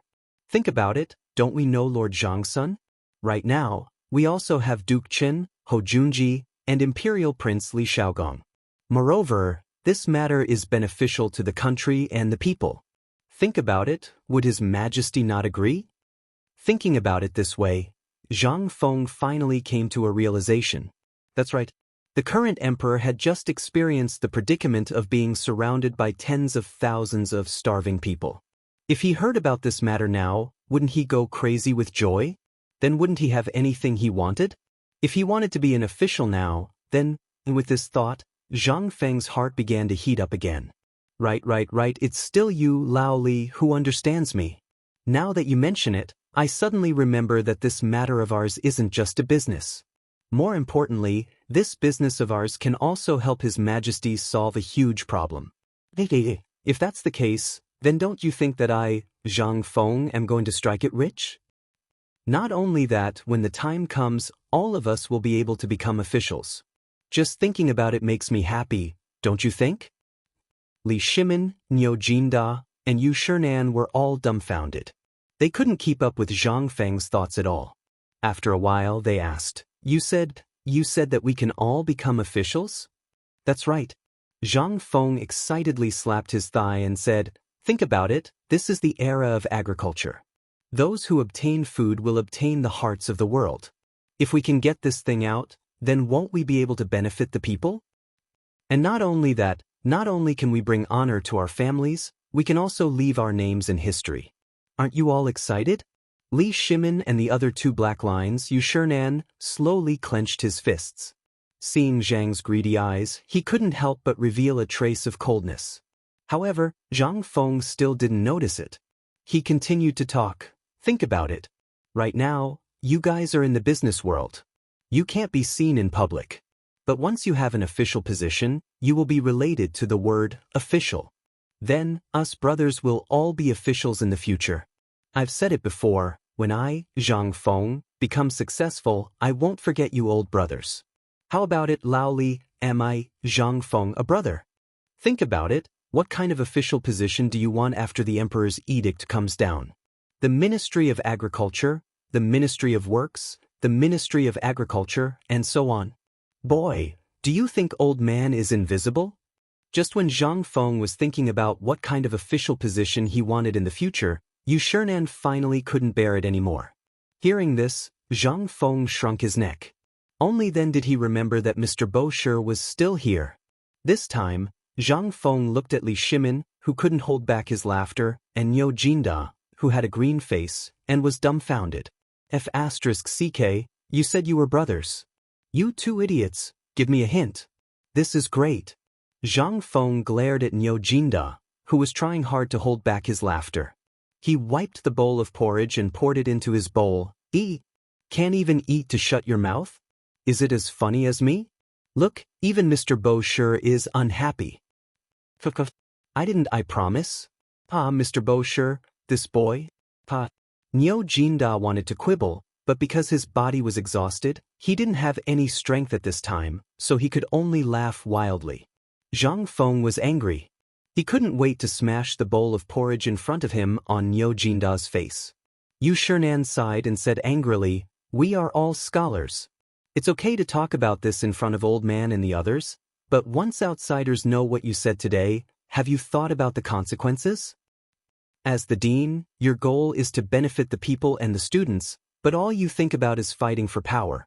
If you really enter the imperial court, what will happen? In Old Man's opinion, you shouldn't go to the imperial court to cause trouble. You'd better stay in the academy and teach for the Old Man. When you learn not to fight for power, we'll talk about it again." As he spoke, Yushernan stormed off in a huff. Seeing this, Zhang Feng was stunned. Which part of my thinking is not for the country and the people? What part of my saying is wrong? Isn't it just a nominal official position? This is also for the convenience of doing things, isn't it? The more Zhang Feng thought about it, the more wronged he felt. He pointed at the direction where Yushernan left and asked, "Lao Li, look, what did I say wrong? This is a completely normal way of thinking, okay? I'm still a child." Enough. Chapter 12:36. Did I say something wrong? I'm only 20 years old this year. Am I still? Ahem. Li Shimin couldn't stand it anymore. He was embarrassed by Zhang Feng. In the Tang dynasty, at Zhang Feng's age he already had a lot of wives and concubines, and his children were already old enough to buy soy sauce. Now, you are telling me that you are still a child? Look at the things you have done. Which one of them was done by a child? Li Shimin was speechless. He narrowed his eyes and said, "Fengzi, let's not talk about this. This is a matter of the future. Only after the harvest next year will the emperor give a big reward. But now, you are just talking about it.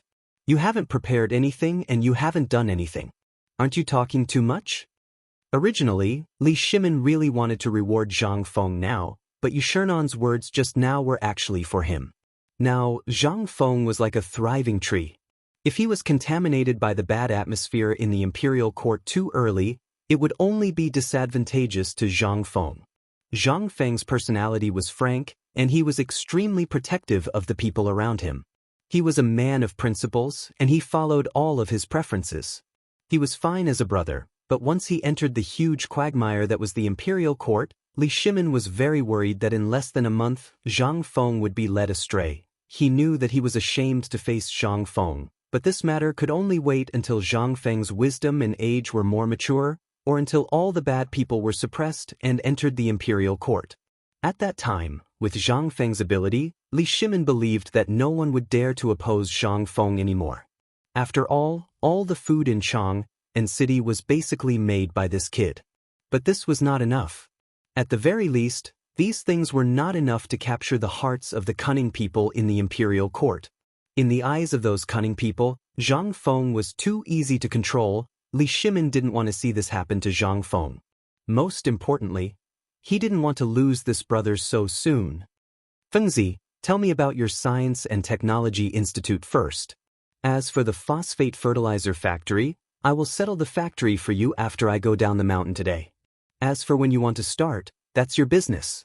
Zhang Feng was silent for a moment, then he said, "It's easy to set up a place, but this thing requires knowledge of chemistry. Although Li Gan and the others have some knowledge of physics, you can see the current situation. At this time, how do you think I can set up a research institute? In terms of time, it's too late. Academy, also known as the physics laboratory. This thing was the core of White Deer College, so Zhang Feng didn't dare to do it casually. At the very least, he didn't dare to interfere with this matter when he was busy. He only dared to do it when things were not so busy. After all, this experiment was different from other places. At the very least, in terms of its functions, it was very different from the current teaching building. Although some things could be replaced by the empty classrooms now, but most of the physics experiments had radioactive effects. At the very least, the experiment on the radioactivity of the phosphate fertilizer and the high-speed extraction of phosphate rock required experiments. Right now, Zhang Feng was only at the initial stage of understanding these things. Basically, he only knew how to talk. After all, if it weren't for the credits, he wouldn't have gone back to the physics and chemistry classes. Lao Li, I'll think of a way to deal with this laboratory, but we can't be too hasty. As for the extraction of the phosphate fertilizer, I have the simplest method here. Zhang Feng muttered to himself for a while, then looked at Niu Jinda and said, Old Niu, how big is the phosphate rock you saw on Mount Longsho? Niu Jinda didn't even think about it. It's about the size of Mount Shao. It's everywhere. As for how deep it is, I don't know. But Feng Zi, are you sure this thing can be used? It can be used? Get rid of the question mark. Zhang Feng smiled faintly. Let me ask you, are the trees on the phosphate rock more abundant than other places? Also, there's a distance outside the phosphate rock mountain. Is there not a single blade of grass growing there? Hearing Zhang Feng's question, Niu Jinda couldn't help but think that Zhang Feng had been there before. Feng Zi, have you been there before? Zhang Feng shook his head and said, No, I haven't. Then how do you know so much about the situation there? Wasn't this nonsense?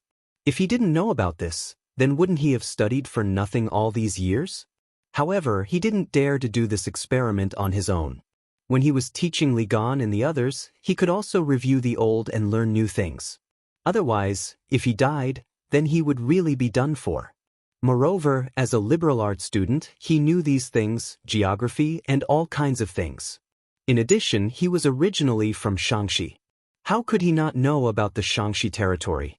However, when he heard that there was an area as big as Mount Shao, Zhang Feng's eyelids couldn't help but twitch. Damn, this time I'm really rich. Chapter 1237. Li Shimin and Niu Jinda trembled when they heard Zhang Feng's shout. They almost fainted. Just a moment ago, both of them were thinking about the yield of the grain and what the phosphate fertilizer was. But in the next moment, there was a problem. But in the next moment? This kid seemed to have gone crazy. They could not help but jump in fright. Li Shimin was speechless. Kid, can you stop being so flustered? This is not the time to talk about money. Then tell us, how do you make a fortune with this? Zhang Feng heard that and rolled up his sleeves. Come. I'll give you a good explanation. You guys are simply too lacking in physics knowledge. Li Shimin wanted to beat Zhang Feng up. He even started to clench his fists. Zhang Feng saw that and his eyelids twitched. He hurriedly said, It's this thing is a little complicated. I can't explain it clearly in a sentence or two. I'll just give you a simple explanation. 1 hour, it took Zhang Feng a full hour to explain the knowledge related to agriculture, from irrigation, fertilization, photosynthesis, and the importance of pollination in detail. This time, Li Shimin was dumbfounded. His head was dizzy, as if he had opened the door to a new world. He originally thought that these things would be fine as long as there was water. Who knew that this small thing in the picture could be so awesome? In the end, Li Shimin was sent away by Zhang Feng in a daze. Now, only Niu Jinda was left. Niu Jinda saw that everyone had left and then slumped on the stool. He said, Feng Zi, I'm afraid you've forgotten about me? I'm a patient. Zhang Feng finally understood. He hurriedly looked at old Niu, lifted his eyelids, and looked at his tongue. He then heaved a sigh of relief. It's okay. Remember to drink a jar of vinegar every day and eat a piece of croton. Niu Jinda's face instantly turned as black as the bottom of a pot. Feng Zi, you're asking for my life. Croton, I'm about to shit to death now, and you still want me to eat croton? Zhang Feng didn't take it seriously. This is phosphorus poisoning. Vinegar can only alleviate and eliminate the toxins, but if you want to expel the toxins, you have to go to the intestines and stomach first. Only in this way can you recover faster. Why would I mess with you? We're brothers, so I have to take care of you, don't I? As Zhang Feng spoke, he patted Niu Jinda on the shoulder and shouted outside the door, "Old Mrs. He, bring me a jar of vinegar." Alter. When Niu Jinda heard this word, he almost fainted. From last night until now, his stomach was full of vinegar. The air he breathed was filled with the smell of vinegar. Old He's wife was the person in charge of the canteen at this time. She was basically in charge of the canteen's purchasing and other things. She had already seen Zhang Feng enter the private room on the second floor and didn't come out. When she saw Li Shimin come out, she was outside the door. She didn't expect to hear Zhang Feng ask for a jar of vinegar. Although she didn't know what Zhang Feng wanted to do with vinegar. But he still did as he was told. Although she didn't know why Zhang Feng wanted vinegar, she always picked the biggest thing for Zhang Feng. Therefore, Old He's wife found 2 workers to carry a big jar of vinegar into Zhang Feng's private room. Niu Jinda's eyes widened when he saw this. "Feng Zi, you're a magnanimous person. Can you spare me? This is a jar? It's a mother * King Tank." Zhang Feng was also dumbfounded. Looking at the jar and then at Niu Jinda, he had an idea and said, "Why don't you go in and take a bath? Although it's a little wasteful, I'll pay for it. Besides, it has some curative effect." "You're too much, Feng Zi. We have no grievances. I'm leaving. I'm fine. I'm cured." While speaking, Niu Jinda staggered to his feet. He held the door frame and ran out. He was afraid that if he stayed a little longer, he would be killed by Zhang Feng. Zhang Feng was also speechless. Looking at Old He's wife and the others, he could only wave his hand helplessly and say, "Next time, send them a small jar every day. Remember, it's a jar as big as a fist." After the meal, when Zhang Feng walked out of the canteen, the students who were doing running exercises lined up to enter the canteen in an orderly manner. Zhang Feng didn't dare to go to the front door. Instead, he quietly walked out from the back door. However, before Zhang Feng walked out of the canteen, he ran into Old He, who was eating in the back kitchen of the canteen. When Old He saw Zhang Feng coming over, he grabbed Zhang Feng and said, "It's really difficult to see you now." Seeing this, Zhang Feng asked, "Don't you see me every day? What's the matter?" Uncle Ho looked around and pulled Zhang Feng to a corner. This time, he said in a low voice, "Do you remember the 3 old men that you found? They asked me to tell you that the things you asked them to fiddle with have sprouted." Zhang Feng was stunned when he heard this. He couldn't remember at the moment. Old He saw this and said, "Hey, I told you that you must have forgotten. Let me remind you. The things you and the 3 old men planted in the distiller's grain trough in the brewery next to the pub?" Zhang Feng instantly remembered something. He hurriedly asked, "Is what you said true? The potatoes really sprouted?" Chapter 12:38. Zhang Feng did not expect the potatoes to sprout. This was simply the best test subject at the moment. As long as the phosphate fertilizer was tested, it would definitely become the best thing in a short period of time. However, this was just Zhang Feng's idea. After all, it was still early. At least after the new year, it would be important to pay attention to it. There was another important thing, which was that there were only a few seeds. He was not sure how many seeds these potatoes could produce before the new year.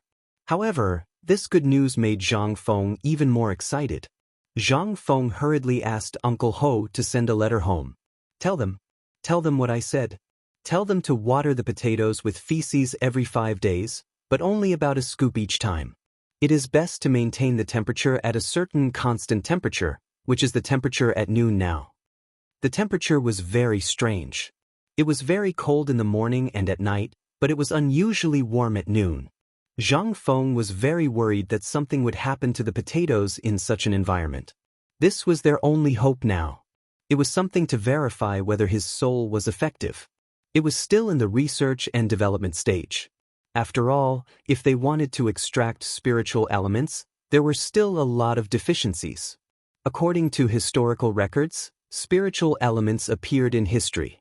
It was developed by foreign scientists hundreds of years later. Zhang Feng did not know what he was thinking. He hurriedly packed up and prepared to go down the mountain. Currently, he needed to study Lin Fei in detail. After all, it was still early for other things, but the autumn planting was not far away. If he missed the autumn planting, it would be useless even if he wanted to experiment. Yu Shinan seemed to already know Zhang Feng's plan, so he did not say anything when he saw Zhang Feng hurriedly going down the mountain. Cheng Chumo and the others seemed to be eager for Zhang Feng to go down the mountain. When they saw Zhang Feng leave, they could not help but burst into a burst of exclamations. Li Qianxian's eyes flashed. He was surprised and doubtful. He did not know why Zhang Feng went down the mountain. However, something must have happened to his lower body. Otherwise, under the current situation, everything had been settled.